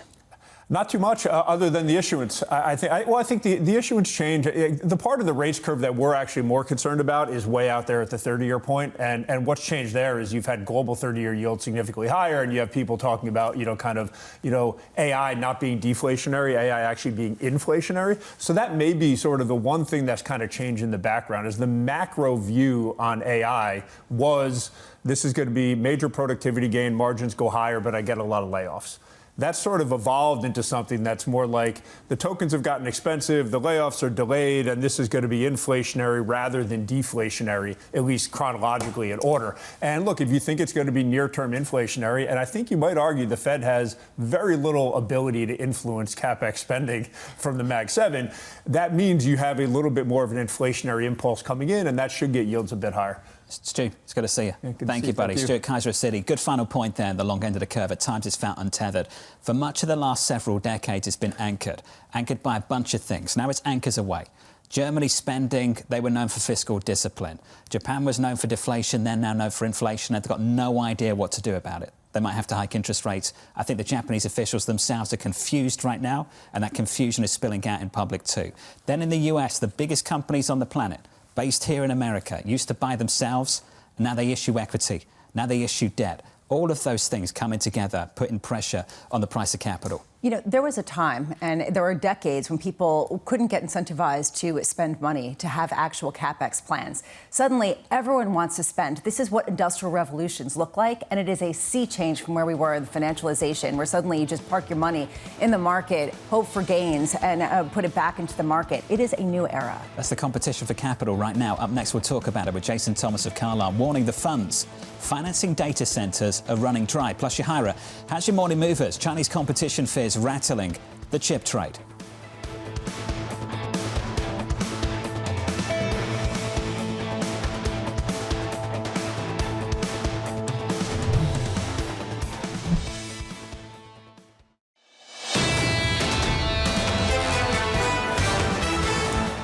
Equities negative at the index level, not too much disruption on the S&P. We're down a tenth. Bit more disruption on the likes of the Nasdaq. We're down by 1%. The S&P still around 3% from all-time highs. No big drama there. Some drama in chips, though. So bizarre to see what chips are doing. Chips are down by more than 20% since the high on June 22nd. But year to date, they're still up by more than 60, which just tells you what a massive run some of these names have had. They had unbelievable, insatiable demand coming from the hyperscalers that had unbelievable, insatiable capital coming from all sorts of investors. Now investors are saying, maybe not so much. And then there's a potential competitive edge from China. All of this coming together, giving people a reason to sell. Whether it's legitimate or whether it's just something that is a positioning issue remains to be seen. Is it a price move looking for a narrative, or do we actually have a fundamental story here? We'll debate throughout the next couple of hours right here on Bloomberg TV. As we count you down to the opening bell, 2 hours away, let's get you some of those single names, some morning movers. Yahara has more. Hi, John. We are seeing selling across the chip sector this morning, with ASML and Applied Materials all falling after this report that China is beginning to mass produce certain chip-making machines. And while we don't have a lot of details, and I think Annmarie has done a good job introducing some skepticism to this report, as Lisa said, investors are using this as a reason to sell, trim exposure to the most crowded trade in this market. And I thought Momei Q put it best earlier, saying that anything that puts a dent in the perception of perfection in chip stocks is going to get a market reaction, and that is what we're seeing today. Meanwhile, we are seeing it again this morning. This earnings season, good results, not enough to satisfy investors. We are seeing Royal Caribbean shares down 3%, even after it delivered a beat and a raise. But this commentary from management is not helping, saying that geopolitical tensions that have dragged on are starting to hurt bookings. And it turns out all those World Cup celebrations were good for Coca-Cola. Those shares up 4.4% after the company posted a beat and a raise, saying its role as a major sponsor in the tournament helped boost demand, alongside strong demand for its lower sugar drinks like Coke Zero. John. Yahara, thank you. Appreciate the update. Thank you. More from Yahara in the next hour or so. Another beat just crossing the wires, this time from Boeing. Yeah, their free cash flow actually came in positive $631 million versus the estimated negative $331 million. So another beat. This is a very different type of story with a very big backlog and some other production issues. Nonetheless, looking at overall just revenues that completely beat, they talked about how they have $715 billion of a backlog. Not bad, eh? Not bad. Quite a pipeline for that company if they can actually build the planes quickly enough. The stock is down by about 1% in the pre-market. On our radar this morning, the tech sell-off deepening following reports that China began mass-producing its own chip-making tools. The information reporting the advanced machines will raise competition with the European tech giant ASML. Elsewhere, Taiwanese prosecutors detaining an NVIDIA employee as part of a probe into the alleged smuggling of AI chips into China. The staff member is being held on allegations of forgery and breach of trust. NVIDIA has not been accused of any wrongdoing. And finally, this is a big story, potentially. PJM, the country's largest power grid operator, warning data centers may face involuntary outages. The company telling stakeholders that sites failing to secure enough power may be temporarily dropped from the grid as soon as the middle of next year. This highlights how much pressure some of these utilities are coming under. They're coming from political pressure, with the politicians saying you cannot raise prices and you have to cater to everybody during incredible heat waves, while also trying to cater to data centers that are looking to build out. And they're saying, if you want this, you need to pay up. And what they're seeing right now is some difficulty doing that in the near term because their emergencies are very near term. They're facing shortages and outdated technology, and they have to upgrade it at the same time that everyone's screaming at them, do better, do more, give us more. This is why the Trump administration actually got ahead of this months ago, when they were basically telling these tech companies, you're going to have to subsidize some of the electricity bills for a lot of customers that are living by these data centers. At the same time, there's tons of issues with some of these data centers, especially when it comes to the high intensity and the heat, the cooling that's going to be needed for a lot of these data centers. This is going to be a massive political and logistic problem for years to come. It already is going into the midterms, a major talking point heading into the November midterms. Sticking with the AI build-out and the cost of it, 4 of the Mag 7 reporting earnings this week. Alphabet setting the stage, raising spending plans ahead of Microsoft, Meta, Apple and Amazon, all scheduled to update guidance in the coming days. Jason Thomas of Carlyle warning the pot of money financing data centers might already be running dry, writing the hyperscalers' free cash flow has now been exhausted. Over 80% of the projected capex over the next few years will have to be externally financed. Jason joins us now for more. Jason, welcome to the programme. I always enjoy your research, you know that. Thanks I think it's great that you publish it on the website as well, at least some of it. Just share with us where we are now and how increasingly dependent we might be on capital markets, and also how wide open that window might be for some of those companies? Well, I think what's interesting is that in the real economy, we have seen signs of crowding out for the past several years. And that is essentially the AI data centers bidding away real resources from the rest of the economy. You can think of course, grid connections, cooling systems, engineering talent, and then, construction workers. It's remarkable that since the Fed started raising rates in 2022, real estate development, traditional, commercial, residential, down by about 12%, but yet construction employment has risen 3.7 times as much as construction payrolls. But now this is something that is, of course, of great interest to market participants and market themes, because in the past, this was all, for the most part, internally financed. It was the operating cash of the hyperscalers that was paying for all of this. Now that pot of money has largely run dry. We saw Alphabet moving into negative free cash flow for the first quarter since they went public in 2004. And so on a prospective basis, you have investors, portfolio managers, that have to decide, is this trade, is AI data centers going to consume almost the entirety, or certainly a large portion, of their incremental risk budget over the next 3 to 5 years? And I think when you see the upward move in yields, some of the uneasiness we see in the markets, I think this is a genuine question, and it may not be quite as easy as many supposed when they looked at those spending projections, $5.5 trillion between now and the end of 2030. Well, Jason, let's get into that question. So to your point, they've crowded out parts of the real economy.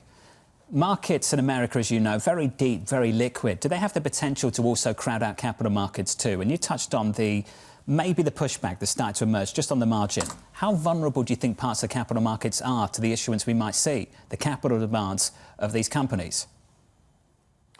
Well, I think what's interesting is that you don't need to be bearish on the prospective returns, the expected returns on data centers, on AI more broadly. All you have to be is especially conscious of prudential risk concentration limits and how much of your portfolio you want concentrated to a single risk factor. Secondly, what we've learned this year with chips, why is the broader semiconductor complex memory chips selling off? Ironically, it's because they're making too much money. When you look at Samsung's guiding towards 19-fold year-over-year growth in earnings, companies traditionally with 20 to 30% operating margins moving into the 50 to 80% range. When you look at just the BLS data, loaded circuit boards, the GPUs, plus the high bandwidth memory, then the capacitors, the labor necessary to construct them, that's up 160% year over year. So that shock, that positive profit shock, price shock to that space has raised a lot of questions about is there profitability available downstream?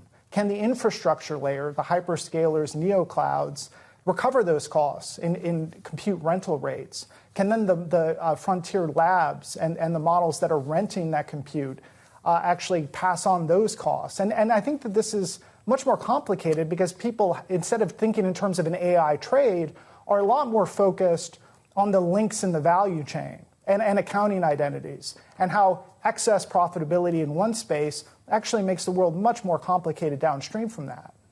You have an interesting thought, Jason, in your piece, where you think that part of the reason why valuations got so heady earlier this year, particularly in places like memory chips, was because of some of the actions that the Fed took. And this was kind of akin to 1998 in your view. Can you talk about why you think there is this connection between Fed policy last year and the tech build out and the tech valuations that we saw earlier this year? Sure, I do think it's quite analogous to 1998. In that year, you had, of course, LTCM failed. You had the Russian debt default. The economy was doing very well. Real GDP growth was about 4%. So this is the economic data. We're not suggesting that it was time to cut rates, but there was worries about spillovers from financial markets. The Fed cut rates 3 times. The next year, fixed investment in telecom rose 75%. Over, I think it was the next 18 months, where from 98 to the peak in early 2000, the NASDAQ tripled. So I think that this was a lesson that when you cut rates, rate cuts are a very blunt instrument. You don't get to channel who benefits or how the lower rates are used in the economy.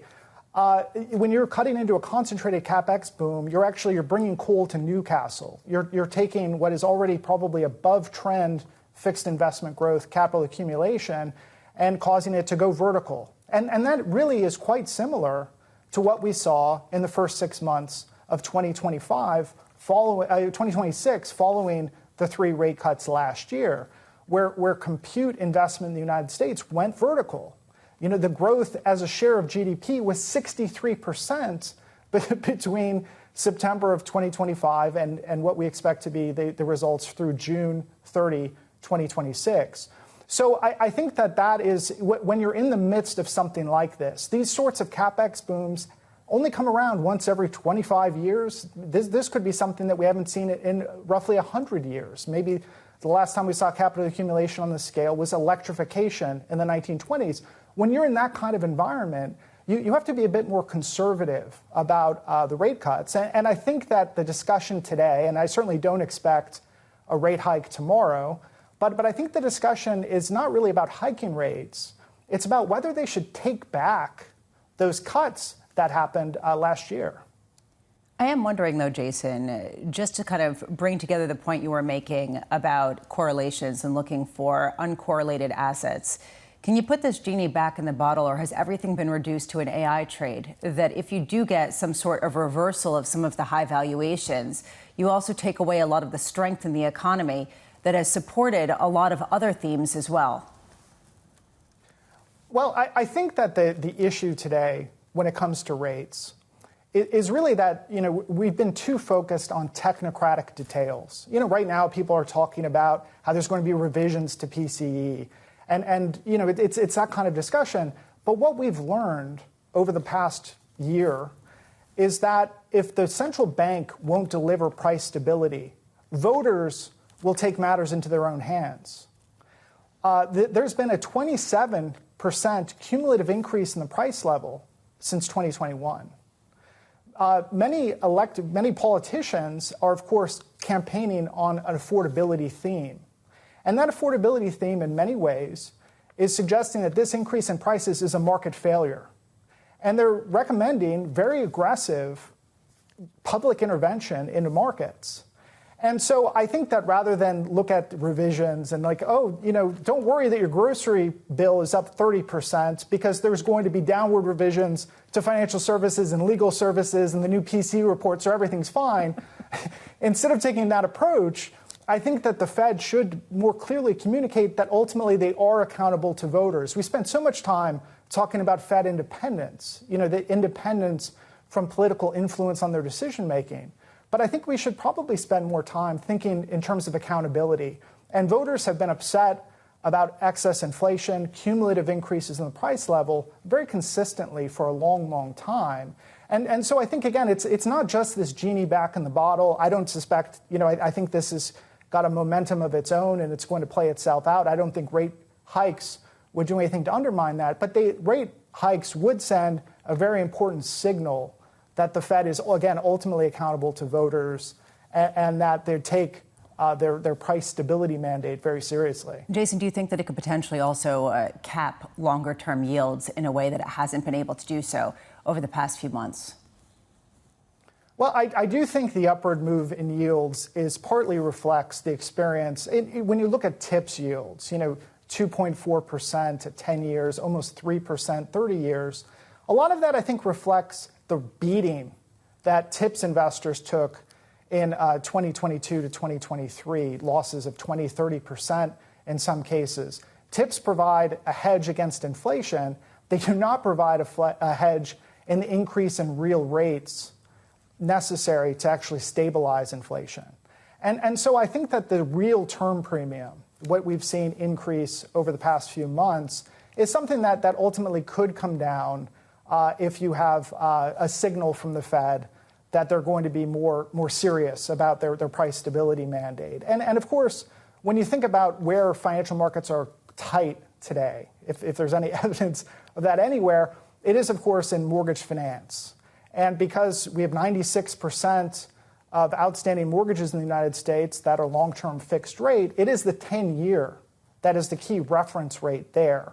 And so, it could be that rate hikes, or at least the signal from hikes, actually do cause some of those reference rates, those 10-year yields, to come down a bit and actually improve mortgage finance and home buying affordability. Jason, appreciate your time. We could talk to you all morning. Jason Thomas there of Carlyle. Jason, thank you. Out of Washington, D.C. this morning. Let's get you an update on news elsewhere with your Bloomberg brief. Vonnie Quinn has more. Hey, Vonnie. Hey, John, thank you. JetBlue reporting second quarter results that beat analyst estimates as strong demand helped offset high fuel prices. JetBlue saying our second quarter performance reflects the strength of our jet forward strategy and the focused execution of our crew members. Coca-Cola shares rising in the pre-market. The company reporting second quarter earnings that beat on both the top and bottom lines. Coca-Cola raising its full-year outlook, saying its World Cup sponsorship helped bolster demand. NVIDIA is set to invest $5 billion in AI startup Safe Superintelligence. Sources telling us here at Bloomberg this will mark one of the chipmaker's biggest bets of the AI boom era. The deal will give the company access to NVIDIA's next-generation Vera Rubin platform. And that's your Bloomberg brief. John. Hey, Vonnie, thank you. More from Vonnie in the next hour. Up next on the programme, bracing for a surprise. This really is a live meeting. I think it's tough to tell what they're going to do. I think they ultimately hold. But the risk that we do get a surprise is much, much higher. That conversation up next with Matt Hornbach of Morgan Stanley.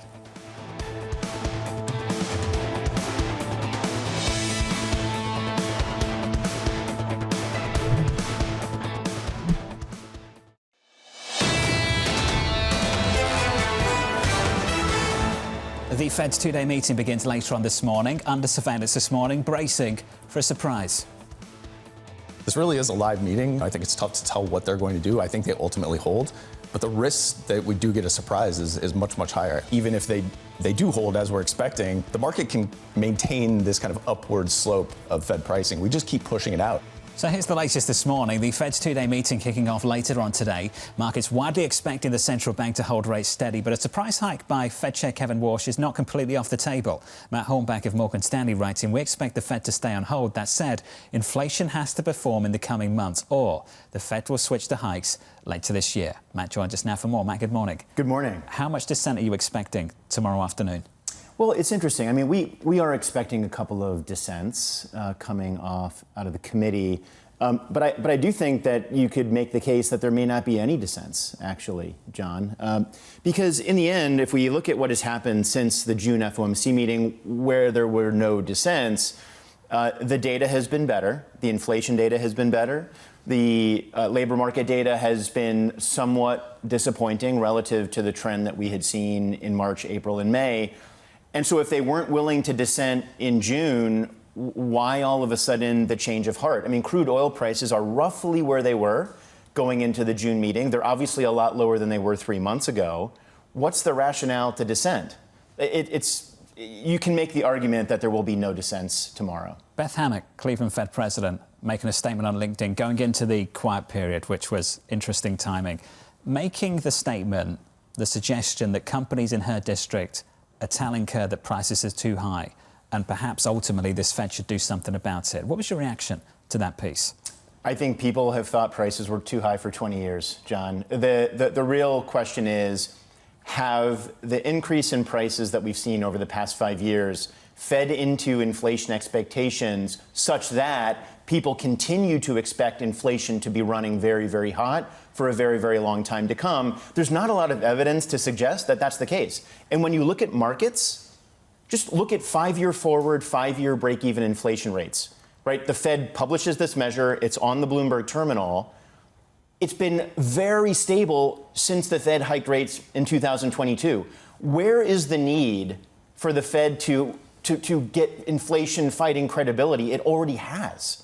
I don't see the rationale for a rate hike on Wednesday to solidify credibility the Fed already has. It doesn't make much sense to me. Well, does it still have it in the same way? And I ask this because I'm looking at long ends of the yield curve continuing to rise, and this feeling that right now in markets, people are pricing in more than a 70% chance of a September rate hike. If there are no dissents, do people take back some of that pricing of a potential rate hike ahead? Absolutely. The thing that we have to recognize is that real rates have gone up a lot. Financial conditions have already tightened a lot. The big question facing the Fed today is, have they tightened enough? And I just don't think that they have enough information to say one way or the other. Does it behoove them, though, to take that pricing out of the market, to give a sort of dovish signal at a time when the market is doing the work for them and could potentially get inflation lower without them even having to act, as long as there are dissents, as long as there is this family fight? Gosh, I think if they were being that clever, then we've got a whole nother situation on our hands. I mean, do they manipulate the dots to try to get a certain outcome? I think the answer has always been no, right? They do, of course, look at the statement language. They have a message they want to convey to the public. But are they going to play games with the public's perception of? I think the answer is no. I think they have a clear mission. They've made that very transparent to the public. They want inflation to come down. Interest rates have gone up a lot since Chairman Warsh delivered that message at the June FOMC meeting. The question they face today is, have those rates gone up enough to help inflation come down in the manner that they would like to see? It's only been 6 weeks. I don't think they have enough information in hand to say one way or the other with confidence, which is what I think you need to have if you're delivering a rate hike that isn't fully priced in by the market. You need to have confidence that you're doing the right thing. I think the answer is that they don't yet have that confidence. We don't think they're hiking rates. But at some point, if inflation doesn't come down quick enough this year, don't they have to hike, or they just look like they're talking out of both sides of their mouth and not delivering? It's just empty promises? Absolutely. If inflation doesn't come down in the way that they would like to see, rate hikes are on the table. I mean, that's what we're saying at Morgan Stanley. Our chief U.S. economist, Mike Gapin, is making that point very, very clearly. He happens to believe inflation will come down such that the Fed isn't going to deliver rate hikes this year. It's a view based on a solid rationale. The issue that we face today in this moment for this meeting is, do they have enough information to say with confidence that financial conditions haven't tightened enough? And I think the answer is clearly no. So, Matt, just quickly, do you expect that gap between the two-year yield and the policy rate just to be sustained for the time being? For the time being, absolutely. After this meeting, we're going to get 2 rounds of economic data before the Fed has to make a decision in September. That is a lot of economic data that will inform their decision in September. We think the data will come in and tell them they don't need to hike rates. We'll see. Matt, it's good to see you. As always, thank you, sir. There's a base case, and then there's a conviction level around that base case, and it varies. Based on the conversations we've had so far this morning, consensus is clear, it's hold, but conviction around that hold, it's different at different banks this morning. Yeah, how do you keep alive the potential of a September rate hike if you have no dissents? And I think that is sort of a key question. Maybe it's, too deep, but it's what I'm thinking about. Up next, we'll catch up with Mark Lehmann of Citizens, Matt Bryson of Wedbush, the former Kansas City Fed President Thomas Hoenig, plus we'll catch up with Oksana Aronov of JPMorgan Asset Management. The third hour of Bloomberg Surveillance just around the corner.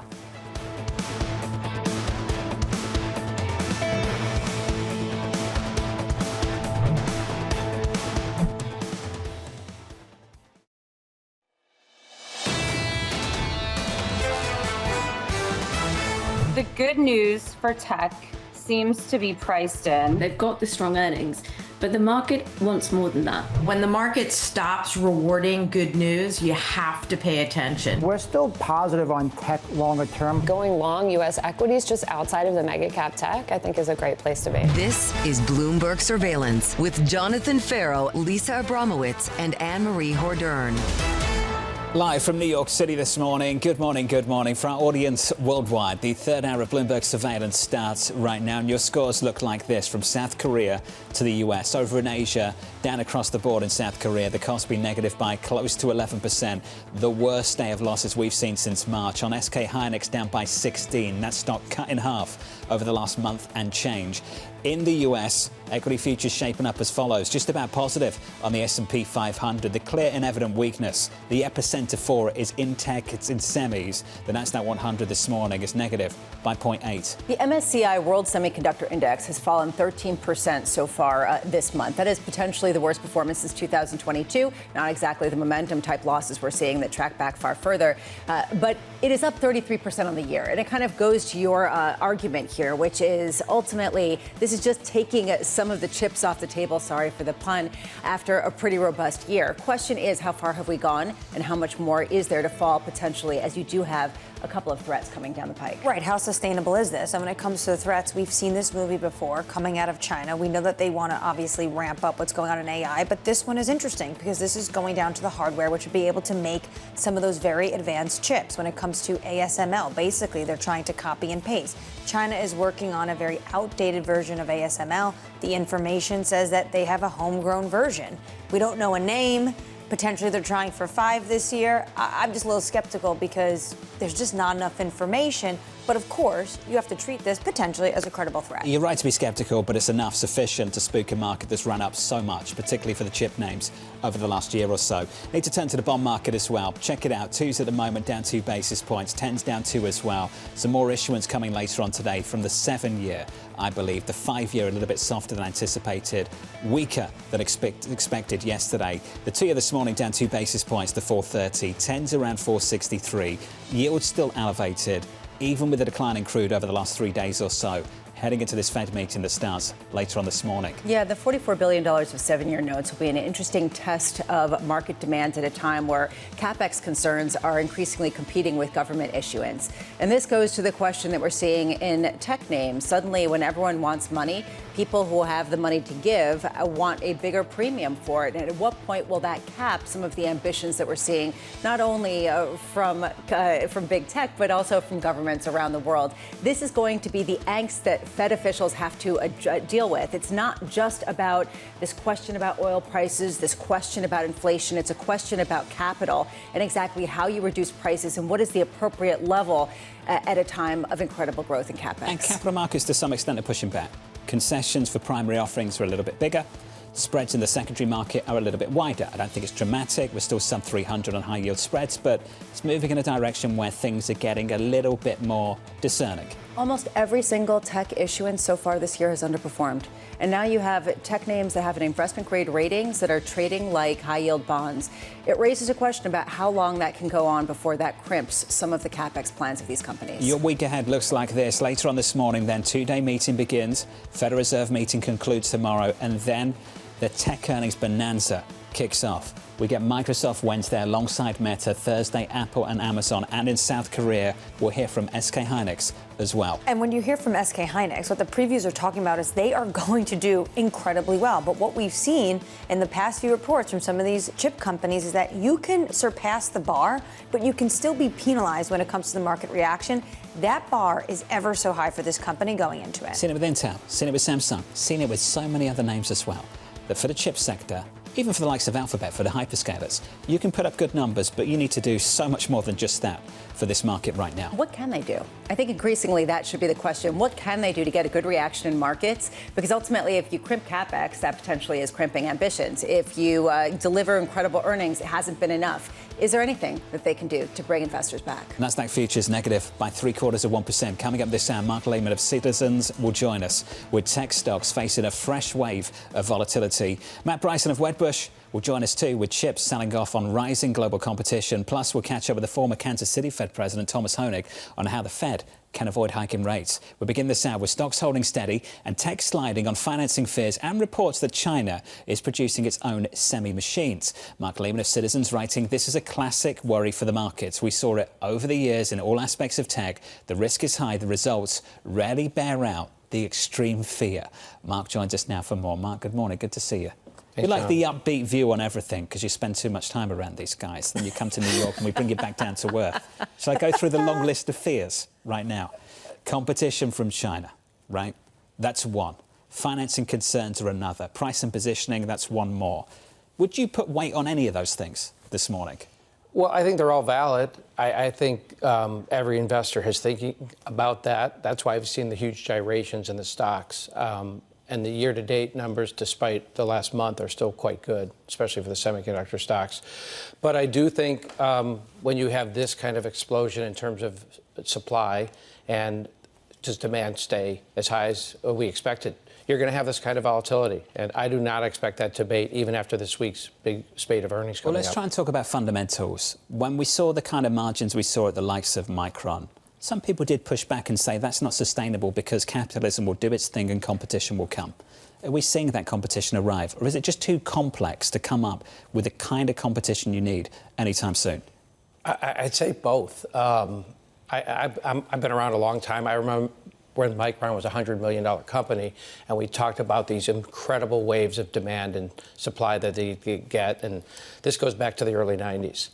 It's no different now. The difference, of course, is the stakes are higher, the technology is greater, and the ramifications of it and the profitability is that much bigger. We have trillion-dollar semiconductor companies, which we didn't even think would ever happen. So competition's on the horizon. Those kind of profits will spur that kind of competition. But I also think the demand and the opportunity is so vast that we'll be talking more about that than the fears. With these questions persisting, is there anything that big tech can do in their earnings reports to bring investors back at these valuations?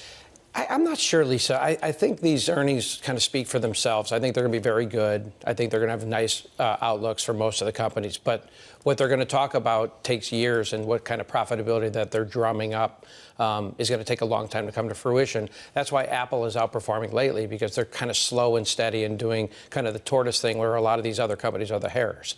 And I think that spate of earnings that we're going to see this week won't quell any of those worries.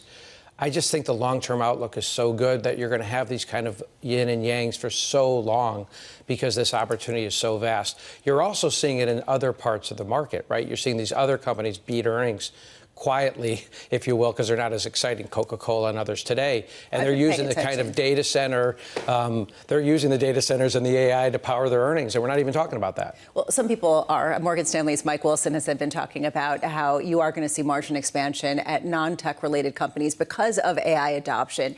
And you can go and see that in some of the earnings. Now, I just wonder, though, it's at a lower cost. We have shifted from token maxing and trying to explore and throw money at this to see what it looks like to rationalization, reducing costs, looking for cheaper models, open source types of models.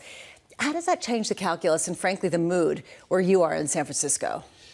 Well, it enhances the opportunity for more companies. This is not going to be just OpenAI and Anthropic, and I think a lot of people simplify that to think that. There's so many adjacencies that are going to be benefited by it in all the parts of the economy that you just talked about, whether it's in the services business, whether it's in the manufacturing businesses, whether it's in any business, frankly, that you're using that. We see that in Citizens with our Reimagine, where we have 50 use cases, and the cost saves and the opportunities are so much vaster than we even thought a year ago. So I think companies are just beginning to understand that there was this whole fear factor going into it that I'm not going to be able to understand and use the AI narrative for my own company. That is quickly abating in every boardroom, and now it's like, let's do more. And I think you're seeing that in the results of these companies, even in its infancy of its usage. Are you concerned about the threat from China? I know you think AI is leading, the United States is leading the AI race, but China seems to be right there behind us. A year ago, I wouldn't have said that. I'd say lately, yes. I think they're definitely catching up. Are they there? I'm not sure they're right on top of us yet. They'll have lots of solutions. We talked about this immediate fear for Anthropic and OpenAI 6 months ago, that it was quickly going to overtake them, and that we don't even talk about that. So I think there's just lots of room, Annmarie, for more players here. The cheap China threat has always been the case. I don't think it's any different here. But China has a government that is injecting tons of money into these companies and picking winners and losers. What do you think? What is the view from the West Coast of this administration potentially doing the same with our AI champions? I think there is that fear. I think we see it in the news stories, but I don't think we see it in the results. I think we are the innovation engine for the globe. I think the China fear, not just because of their technology innovation, but their politics, I think is on top of that. And I think here we have our own issues, but we have the best technology in the world, and we're not slowing down. How expensive is San Francisco real estate right now? More expensive than yesterday, today. It must be pretty wild, the amount of wealth that's been created in some of these places. It's a problem. And I think Mayor Lurie and the rest of the politicians in San Francisco are trying to find solutions to quickly ameliorate that. But real estate doesn't ameliorate itself quickly. As you know, these take a long time to build. We're trying to dumb down some of the regulations that we've had. The administration is doing everything in their power to do so. But it's always been, when I moved there 35 years ago, it was the most expensive place to live, and it hasn't changed. I have no doubt. Is it harder to attract talent, given how expensive it is right now? It's more expensive to attract talent. I bet. It really is. So I don't think that's going to slow down because people want to be there. There's that kind of vibrancy, despite what you read sometimes in the media. The vibrancy of innovation has not slowed down. And you've got to serve these clients too. Business must be booming right now. Business is very strong. I think we've heard that on other speakers lately about how good the other parts of the ancillary parts of the economy are doing. I do think the economy is doing well. I do think AI is lowering the cost. I think there are huge political and social ramifications to that, but it's not slowing down. The fears of this gyrations in stocks, I think, will not slow down at all. The demand is going to be there. The supply is the question mark. Mark, thank you, buddy. As always, thanks for being here. Mark Lehmann there of Citizens. Just taking the temperature of the AI ecosystem and the price of real estate in certain cities on the West Coast right now. Yeah, have you seen some of the price increases in different places? I mean, you can imagine that if someone who's 26 who graduated from Stanford or didn't graduate from Stanford to go start his own startup now has $100 million, and you can buy whatever you want. That's what you're competing against. The price of whatever they want is going up. Yeah. Let's give you an update on news worldwide this morning with your Bloomberg brief. Vonnie has more. Hey, Vonnie. Hey, John. Thank you. President Donald Trump voicing support for Fed Chair Kevin Warsh. Kevin's fantastic, but he's got a board, and the board members are very political. He wants to do the right thing. I know what he wants to do, but you need the consent of some people that have perhaps bad intentions. Rates should be lowered. Investors widely expecting the Fed to hold rates steady tomorrow. There is a small chance of a surprise hike. NVIDIA is set to invest $5 billion in AI startup Safe Superintelligence. Sources telling us here at Bloomberg, this will mark one of the chipmaker's biggest bets of the AI boom era. The deal will give the company access to NVIDIA's next-generation Vera Rubin platform. Severe storms and an expanding heat wave disrupting travel across the Midwest and East Coast, leaving more than 500,000 customers without power. The heat wave is expected to shift west, sending temperatures across California soaring. And that is your Bloomberg brief. John. Hey, Vonnie, thank you. More from Vonnie later this hour in about 30 minutes' time. Up next, we'll get you some morning calls. Plus, we'll catch up with Matt Bryson of Wedbush with chip stocks hit by a 1-2 punch of financing fears and China competition concerns. From New York City this morning, good morning.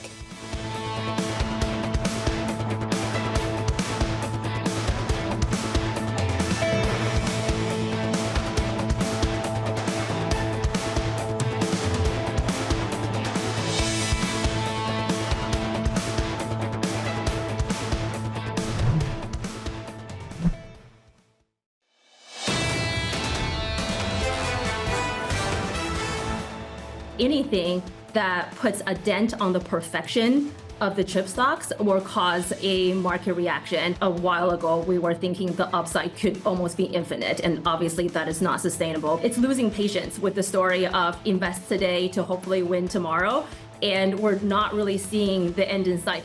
That was Momei Q with PSP Growth weighing in on this situation in the tech sector right now. Underperformance on the Nasdaq, down by 0.8% on the Nasdaq 100 this morning. Everything else is okay, and we've stressed that a number of times over the last few weeks. The Russell just about unchanged, the S&P likewise as well. Lisa talked about the outperformance you've seen on the equal weight. The real economy stuff, that stuff is still all right. It's resilient in the face of these shocks. So let's call this a tech scare, and let's get into this tech scare. The things we're talking about throughout this morning, competition from China, capital concerns, all of that is valid. Absolutely, without a doubt. And it's not just those two things, it's others too. And the bar is high for price and positioning going into these earnings stories later this week. And it's not a fundamental challenge to the story of AI. If anything, what you're seeing in that sort of divergence, bifurcation between big tech and the real economy, maybe is what Mike Wilson and what we were just hearing moments ago from Mark Lehmann, is that the rest of the world is actually gaining efficiency from artificial intelligence, which is what you need for the tech trade to continue. It's just that the tech story has changed, and at what point will it stabilize to a level where people can understand and rationalize valuations where they are? That resilience in the so-called real economy is keeping yields elevated. That's one part of the story. Yields are elevated across the curve. 2's out to 30s, 2's at about 430. But that's not the only story. Supply's an issue as well. that competition for capital. It's not just the Treasury alone now issuing tons of debt, it's others as well competing with the Treasury. And you can see the debt, just the pushback starting to emerge. I don't want to go over the top with this. I know you don't either. It's just on the margin, but it's notable. People have the leverage, if you're an investor, to demand more yields, and they are doing that. And suddenly, that is a very different scenario where every time you saw yields creep above 5% on the long end, everybody would crowd in and buy. That's not happening in the same way. That's the bond market, and you're not seeing much of a rally off the back of these moves in crude. So let's finish on crude. WTI and Brent. Brent crude around 87. WTI around 81. We're down more than 1% this morning. We've given up some of the sell-off in the session so far. We've had 3 days of weakness on a crude price, 4 days of, a cessation of strikes. We've hit pause a little bit. OK. Where are the talks? The president says the talks are happening. Where are the talks? Well, I think it's hard to understand whether talks are happening directly between Tehran and Washington, but there are mediators like the Qataris and the Omanis that are trying to establish some ground level for there to be a longer cessation of hostilities. I would say the most interesting talks right now, which could potentially open the door for longer-term talks, would be between the Omanis and the Iranians right now on potentially opening up this middle passage of the Strait of Hormuz. Remember, we have the northern and southern passage of the Strait of Hormuz, potentially opening up the middle passage, which means a lot more vessels can move. There's a lot of issues with this, though. Conventional wisdom is that this has been mined by the Iranians, so you're going to need to demine and sweep this strait as well. But if you're looking at any talks that matter to this market, it would be those. Brent this morning around 87, WTI around 82. Let's get you some morning calls. That's the price action. Your first call from TD Cowen, downgrading Intuit, highlighting AI risk and intense competition. Their stock with a bounce this morning, up by 1%. Your second call from RBC, keeping an outperform on Tesla, saying a combination with SpaceX would create a compelling vertical integration from orbit to ground. And finally, UBS cutting its price target on Amazon ahead of earnings. The analysts expecting higher long-term CapEx assumptions. That stock is up this morning, but we're on CapEx watch over the next few days. Let's stick with tech.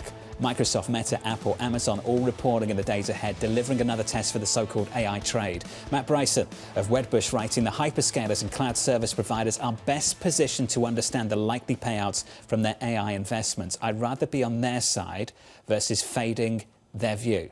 Matt joins us now for more. Matt, that's punchy. What did we learn from Alphabet last week, and how does that inform your view, at least, of what we might hear from these names this week? Yeah, I mean, Alphabet told us that they are spending more today. They're looking at spending more in 2027. From my perspective, that tells you that they see the value in investing in AI, even if it's there are more concerns in the investment community. Matt, would you draw a distinction between companies that are on the offense and spending all this money and those that seem to be on the defense? How would you put one name in one bucket and the other in maybe the other bucket?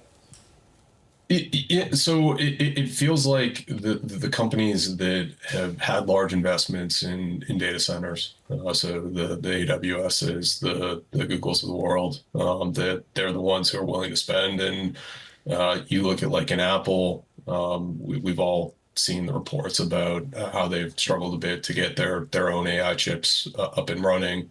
They've never been a large data center customer, not as large as the cloud players.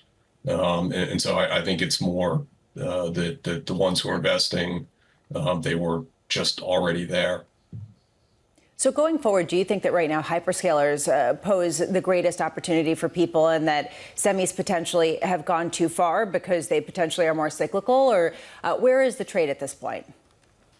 I mean, so I'm a semiconductor analyst, so I'm a man with a hammer, and I'm going to use that hammer. But more seriously, with the semis, I think we're in a environment of shortage. And I think what you're seeing is that the return on these AI investments looks so good that their customers, the hyperscalers, the neoclouds, they can't get away from spending. I was at the AMD's event last week. The neoclouds I was talking to, they're seeing full returns on investment in 2.5, 3 years. And so they just, it makes sense to build out.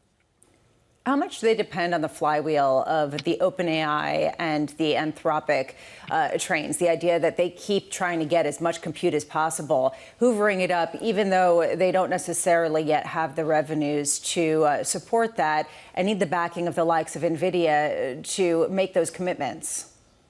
I mean, certainly on the hyperscale side of things, that plays into their investment decisions with these smaller neoclouds. I mean, they're looking at smaller AI customers. So they're building out $50, $100, $500 million data centers. They're not spending billions and billions. And so that's telling you that there's real demand beyond the Anthropics and OpenAIs of the world. When it comes to real demand besides those OpenAI and Anthropics, Matt, how concerned are you about the threats that are coming out of China? So I think if you're talking about cheaper models, at least from a semiconductor perspective, it's a good thing, right? If we bring down model costs, that creates more adoption and it drives more data center consumption, at least over time. If you're talking about the threat of chips or what China's doing in chip development, YMTC and CXMT, they've been around for a long time. Even as CXMT got a lot of money from the capital markets, they've always gotten support from the Chinese government. I don't think money's been their issue. So I just don't see a whole lot changing there. And if we move over to the news about China advancing on the DUV front, I mean, they were able to get DUV machines previously. They're still behind on lithography. They still can't make the most advanced semis. Nothing, in my view, has changed there. I'm not used to seeing Wedbush and seeing that colour palette. Are you? No. Right? Usually it's like loud Yeah. colours. Did he leave anything behind, Matt? Like jackets or anything like that? Any merch? He didn't leave any for me specifically. But maybe I should go raid his office. I don't suppose you'd want it anyway. Matt, it's good to see you. Appreciate the update. Matt Bryson there of Wedbush. Of course, I'm talking about Dan Ives. Of course. He's no longer with the firm. I was about to say it doesn't really represent the. I think Wedbush. I just think these like loud colours because of with Dan. lots of patterns. Right. Yeah. Highlighter color everywhere. Clashing. Yeah. Exactly. Fluorescence. The more clashing, the better. When his wife tells him to not leave the house, he's like, that means I'm doing my job well. Right. That's exactly. the gauge. Yeah. Not exactly. Yeah. Cream. It's not how it works at Kaiser Ferro. Nasdaq futures this morning, down by 0.8%. Coming up, former Kansas City Fed President Thomas Hoenig as the Fed's two-day meeting kicks off. Plus, Yahira has your morning movers. Circular funding fears weighing on the chip makers. Competition for capital, competition from China. All of that, as Bramo would say, a bit of a toxic brew for the tech trade. ASML down 5%. Applied Materials down 4%. Intel down another 5 percentage points. The opening bell, 60 minutes away.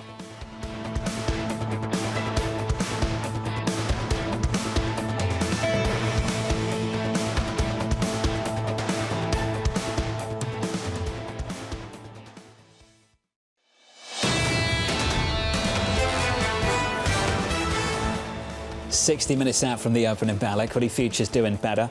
We're positive by 0.1% on the S&P. We're negative on the Nasdaq still. We're down by 0.7. Within that Nasdaq, within the tech trade, chips have been struggling for the past few days. They've been struggling since the highs of June. We're down by more than 20% since then, and we're down again this morning. Let's unwrap some of this, unpack it all. Let's get your morning movers, your single names. Yahira has more. Hey, Yahira. Exactly, John. We start right there with the chip sector selling off this morning, and these are some of the individual names falling. Intel, ASML, after that report that China is beginning to mass produce certain chip making machines. And while we don't have all the details, investors are using this as an excuse to trim across the chip ecosystem because it adds to the jitters that investors have already had, whether all the billions of dollars being poured, hundreds of billions of dollars being poured into AI, whether all those investments will ultimately pay off, and whether they are needed if we eventually get cheaper models and cheaper chips. Meanwhile, it turns out that the World Cup was a big boost for Coca-Cola, so Spain not the only winner there. Shares are up nearly 3.9% after it posted a beat and a raise, saying its role as a major tournament sponsor helped boost demand alongside strong demand for its low sugar drinks like Coke Zero. And we are seeing shares of Boeing fluctuating this morning, but still up about 0.5%, trimming some of the gains after it posted better than expected cash flow. And that is helping to overshadow an earnings miss and another charge tied to the long-delayed Air Force One program. It's a project that has drawn repeated criticism from President Trump for being late and being billions of dollars over budget. John? Yahara, thank you. That stock up this morning by 0.6%. The broader equity market positive by a tenth. The two-day meeting for the Federal Reserve kicking off later on today with Michael McKee looking ahead to all of that from Washington. Mike, the focus. Things have shifted just a little bit. That Wall Street Journal report that dropped overnight suggesting that we've had the family fight already. And Mike, that family fight was the middle of June. Yeah, Chris Waller apparently telling the new Fed chair, Kevin Warsh, that he's not sure what the point of the task forces are.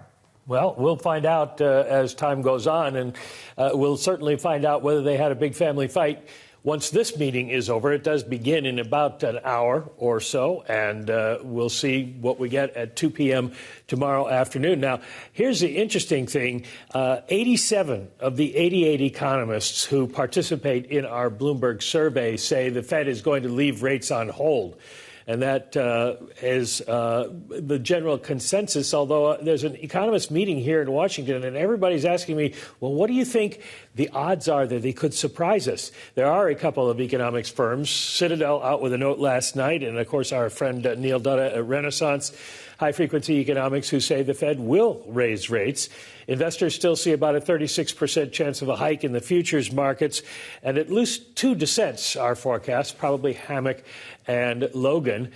So where does that leave us going forward? Well, does Kevin Warsh offer any kind of guidance if they're on hold about what they might do in September? Because the market is betting on a September rate cut right now, 100%.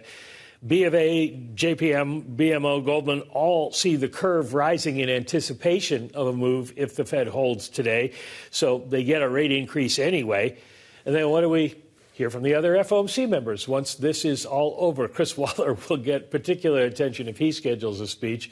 But a lot of people are going to be looking to count noses and see where we might be for September. The view is that either they cut this time or they cut in September. But right now, odds are definitely leaning in favor of the next move being a higher rate. And Mike, dissent is not new. We've seen it from regional Fed presidents time and time again. Not new. You've covered the institution for a long time.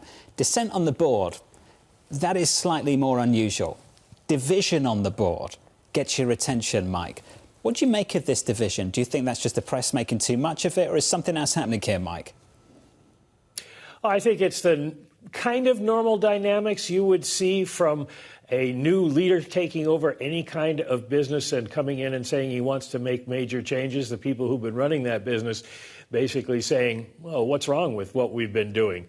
But if it continues to spread like that, and we'll have to see what these various task forces come up with, then Kevin Warsh has got a problem. He doesn't want to lose the board before he even really gets into office. So I would imagine there's going to be a lot of persuading going on, a lot of efforts to persuade as much unanimity as possible in this decision. Not sure it is possible with a couple of the hawks. Mike, appreciate it. Thank you, sir. Michael McKee down in Washington, D.C. This headline caught my eye. Dropped just moments ago across the Bloomberg terminal. Visa comes from Visa to cut 7% of its workforce, totaling about 2,600 jobs. The latest from Visa. Bramo just moments ago. Yeah, and this comes along with their earnings. A real question here about how much this is tied to efficiencies, how much this is just simply as a result of the business. I want to understand whether we're going to be talking about this potentially as an AI trade or whether this is something that goes to just overhiring in the past. But this comes alongside a lot of the card players reporting better than expected earnings, so not coming at a time of thrift. One to watch. We'll get you more on that story in just a moment. The stock is up at a pre-market by some 2%. Let's get back to the Fed. The president putting some pressure on the Federal Reserve ahead of that rate decision tomorrow. Kevin's fantastic, but he's got a board, and the board members are very political. He wants to do the right thing. I know what he wants to do. But you need the consent of some people that have perhaps bad intentions. Rates should be lowered. We should have the lowest interest rate in the world. The former Kansas City Fed President Thomas Hoenig writing the following: I suspect the pressure will be on from the administration to avoid raising rates, especially given that an election is within 100 days. Thomas joins us now for more. Thomas, welcome to the programme. Are there political considerations on that committee that you've been a part of? Is that part of the conversation?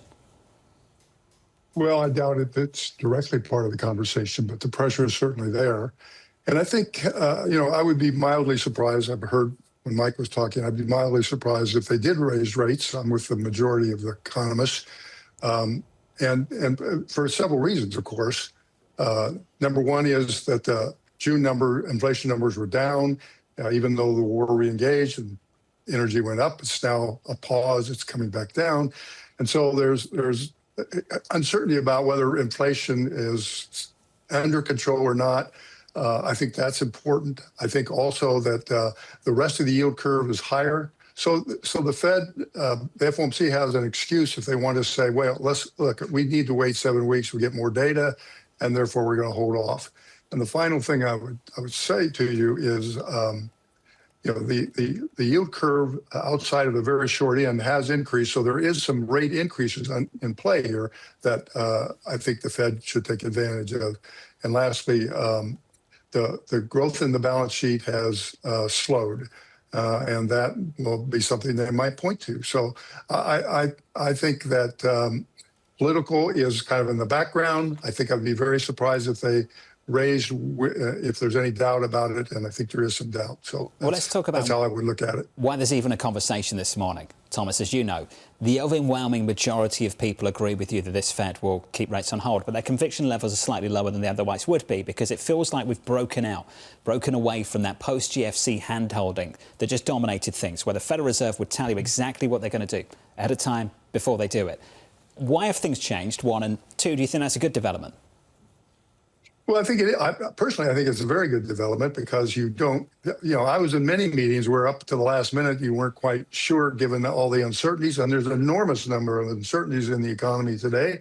So why would you promise the market something if things were to change? So you're wise to do that. Now, I think there's a difference between giving forward guidance and explaining why you did something. So I would think, and I would expect a responsible FOMC tomorrow afternoon to explain themselves. Here's why we didn't change, or here's why we did change, and leave it at that. You don't have to project out 3 weeks, 3 months, and I think that's a good thing on Kevin's part. Thomas, do you think that it's wise to make the press conference optional, or do you think that just introduces more conflict with potentially signaling ahead of a meeting that it's going to be a live one or it's going to be one of import? Well, I don't know if I would do it on an as-need basis. I would do it less often because I've watched every one of those press conferences and they get pretty stale when they're, when it's obvious why they've done something. But if they did it every other meeting like they did in the past, it gives them an opportunity to exchange views with the press in there or answer questions. That could be productive, but every meeting seems to be too much. At this point, Thomas, do you think that it is clear to you what the potential reaction function is from the Federal Reserve, or do you think that that's really been called into question as a result of a lack of transparency? I don't think it's been caused by a lack of transparency. I do think that it is difficult for the FOMC to anticipate what they should do. I think it gets them in a lot of trouble. It actually reduces their options in the decision-making process. And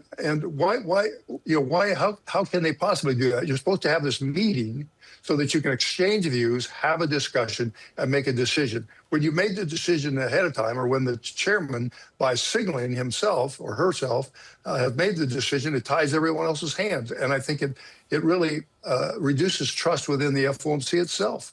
How hard would it be for them to hike rates in September, given the election in November? I think it'll be very difficult. I think they're waiting now, and they have their reasons. If they do wait, I think, as I explained, those will be the reasons they give in September. I think it'll be even more difficult for them to raise rates, and it's close enough to the election that why not wait until after the election will be kind of the unspoken truth going on in that September meeting. Now, everyone's saying they're going to raise rates or, act. I'm not so sure.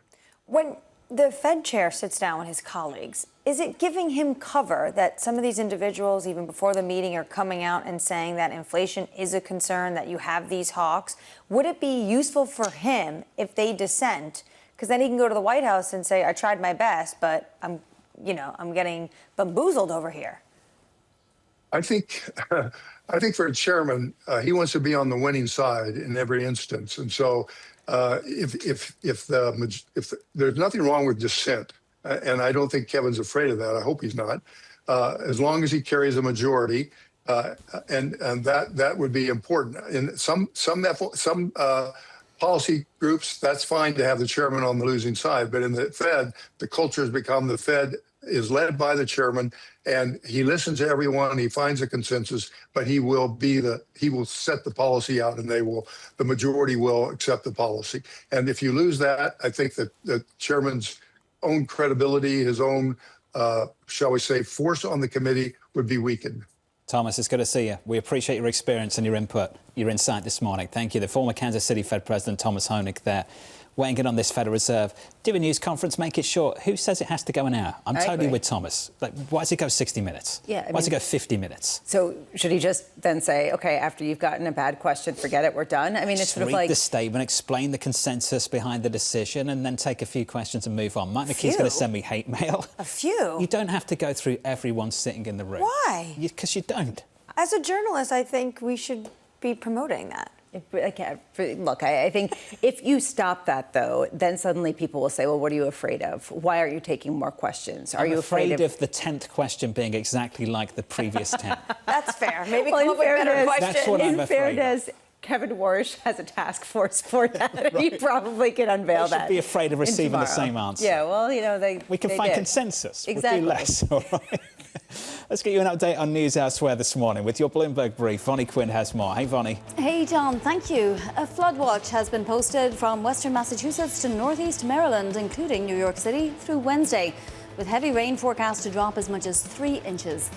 New York City's Emergency Management Department advising residents to allow extra time to get around due to the risk of road closures and flood underpasses.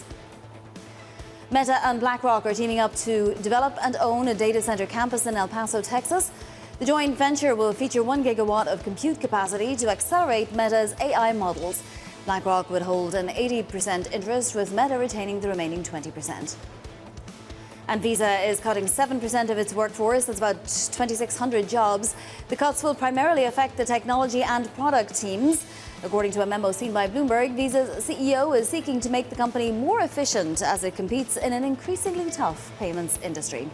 And that is your Bloomberg brief. John. Hey, Vonnie, thank you. Thank you. That stock is down by 2%. Bramo, you're tracking that one. Well, I actually now have read the story, which came out a bit ago. And it says it's not entirely as a result of artificial intelligence. This comes as it tries to become incredibly more efficient. This is an incredibly competitive area. We've already heard from places like Block and PayPal. They have also done similar cuts. Block was very vocal about it being tied to AI, with 40% of their work staff earlier this year being cut. How much is this a result of quickly moving technology in specific fields? And it's not to say that AI is going to eradicate jobs, but it's going to transform the way that certain things are done and the way that efficiencies can really be borne out. That stock is higher by 2.1% in the pre-market this morning. Up next, we'll set you up for the day and a week ahead. Plus, we'll catch up with Oksana Aronov of JPMorgan Asset Management, saying Fed Chair Kevin Warsh is vying for credibility in the market. That conversation up next.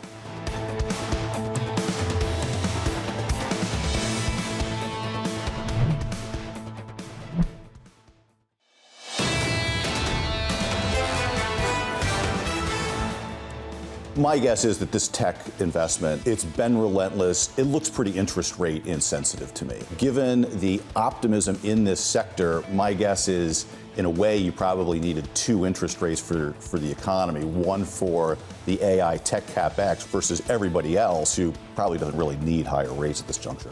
That was Jonathan Pingle of UBS looking for the Federal Reserve decision to remain unchanged ultimately tomorrow, but with very low conviction. And I think that's a view shared by a lot of people going into tomorrow and beyond. Equity futures right now, your scores set up as follows, shaping up as follows going into the opening bell. We're positive by 0.1% on the S&P 500. On the Nasdaq 100 this morning, we're down by 0.6. You've seen the tech jitters, the pain in the chip stock story. Over the last few weeks or so, we're down by 20% plus since the highs of June. And the reasons for it are building and building and building. Is it a price move, looking for a narrative, or do we actually have a fundamental change in the story now with developments in China? Have they come up with some sort of competitive edge to flood the market with cheap memory chips, which is what's really tanking the Korean stock market in particular? Is there a real problem with respect to financing and pushback from capital markets? Or is this a momentary blip in time? Ultimately, we don't know the answer, but we will get a tell with respect to some of the earnings that we get later this week tied to the semiconductor, to the hyperscalers. Let's get to the earnings. Not just for the hyperscalers, but the chip names too. SK Hynix reporting earnings in the next 24 hours alongside a Fed rate decision and earnings from Microsoft and Meta. That's going to be a packed 24 hours. Then we'll hear from Apple and Amazon on Thursday. Looking ahead to all of that and a whole lot more, with equity futures slightly positive on the S&P 500 and bond yields slightly lower. The Federal Reserve's two-day meeting kicks off later this morning. Oksana Aronov of JPMorgan Asset Management writing, Fed Chair Kevin Warsh is trying to establish credibility with this market through the tough talk and the task forces while avoiding hiking. The bigger issue is whether the long end of the curve will buy the eventual cuts he hopes to graduate. Oksana joins us now for more. Oksana, good morning. Good morning. You think it's just a communication exercise? So first of all, let me start by saying I do think what Kevin Warsh is doing, I don't disagree with it at all. I'd never thought that forward guidance had much use other than sort of tying the entire Fed to these promises that the market was parsing endlessly. If you ever, actually graphed the dots plot against the Fed funds rate, they were miles and miles apart for a number of years. So there's very limited use to it, I thought. And now you have a Fed that is sort of like this big infighting family a little bit. There's obviously a lot of dissent. And there are sort of 12 unique voting members, all of whose opinions count, especially in the absence of forward guidance, which, as I said, tended to kind of bind them all together. So I don't think that's a bad thing because it allows the market also to kind of focus on the ball, meaning fundamentals, earnings, things that matter, as opposed to what is the Fed going to do in the next meeting. Having said all that, I think the tough talk around being focused on inflation, while it is absolutely the correct thing to do, I think underneath it all, he's hoping he's not going to have to do it because, of course, you've got the administration watching very closely. And I think he's hoping that he can sort of wait out this inflation move up and then eventually try to cut rates at some point next year. But I think the meeting this week is likely a no action, possibly a hike at the next meeting if we continue to see inflation and stronger economic growth, et cetera. But I think the bar for consistent hikes is fairly high. You would have to see consistently higher inflation prints. You touched on something important, the relationship between the front end of the curve, how you communicate about short rates, relationship between all of that and what happens further out along the curve. What's that relationship like now? It is very limited at best. So the expectation, even in 2024, was that as the Fed gets to cutting, you're going to see this rally at the long end of the curve. This did not materialize. And interestingly, you could say that, more recently, long rates have been trading with oil, but in reality, they've now disconnected from trading with oil. They're really moving off of the fiscal spend, and that's what the long end really cares about. The fiscal spend, the inflationary backdrop, the supply demand of treasuries. These are the things that are going to determine the level of rates.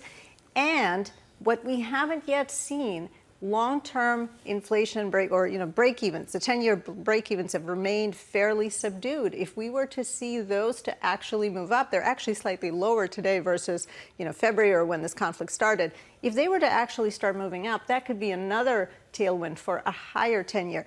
And the 10-year has been really kind of bearishly tilted if you think about how it reacts to surprises on the upside. With respect to inflation, with respect to stronger economic data, you see more of a reaction in yields going up than you do in yields going down, for example, when we had the lower than expected CPI print.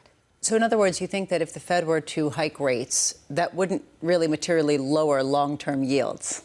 So that actually may keep long-term yields at bay and keep them from, let's say, reaching that 5% level. If we operate under the assumption that a 5% is more likely than a 3.5%, which I think is true, I think kind of showing the intent to keep inflation in check here does matter.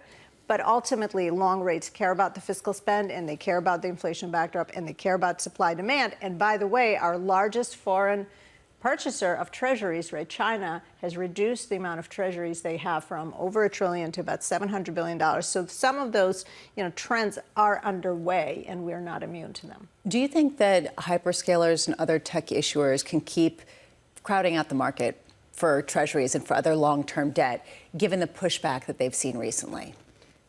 So when you say crowding out the market, flooding the market with debt, flooding with issuance, and Yes. this idea that increasingly they're in competition with the U.S. government and for other sovereign issuers. I think there is some substance to that for sure. You've seen over $500 billion of hyperscaler issuance, right? And this is the big issue, is that this capital intensive spend is now hitting the credit markets as opposed to being funded out of their cash balances. And so they absolutely could create competition. The broader investment grade space can create competition, right, for the Treasury. So these are the supply demand dynamics that I think are much more important than what the Fed does very short term at the front end of the curve. Oksana, always good to see you. Thoughtful. Thank you. Thank you for being here. Oksana Aronov there of JPMorgan Asset Management on the so-called, I'm going to say, communication exercise that this Federal Reserve is working through right now. A lot of people think that it's a communication exercise, and that's the reason why the question that you've been asking, Annmarie, is a really important one. If they don't hike rates at some point, have they lost the power of the communication exercise entirely? Well, you have to set deterrence, right? And you can do that through rhetoric, but then if you don't follow through at some point, then basically you're a paper tiger. That's what it is. It would be quite a shocker if they hiked tomorrow. Relative to expectations, I know that conviction's quite low, or at least has been reduced because we have a new Fed chair who's not willing to communicate in quite the same way. But consensus overwhelmingly is no change at tomorrow's meeting. It's relatively unprecedented in modern times when there's only a 30% chance or less than a 60 or 70% chance baked into Fed funds rates for the Fed to actually take a move. Coming up tomorrow, that Fed decision and this lineup right here. Gillian Emanuel of Evercore, Claudia Sam of New Century Advisors, the former Kansas City Fed President, Esther George, Sarah Malik of Nuveen. I think we know what Esther would do, right?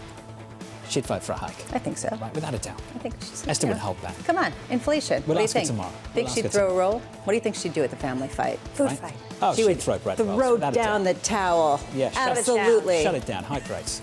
Shut it down. The coverage starts tomorrow. Your week begins tomorrow. A packed Wednesday Absolutely just around not. the corner. What is this? Chopped liver?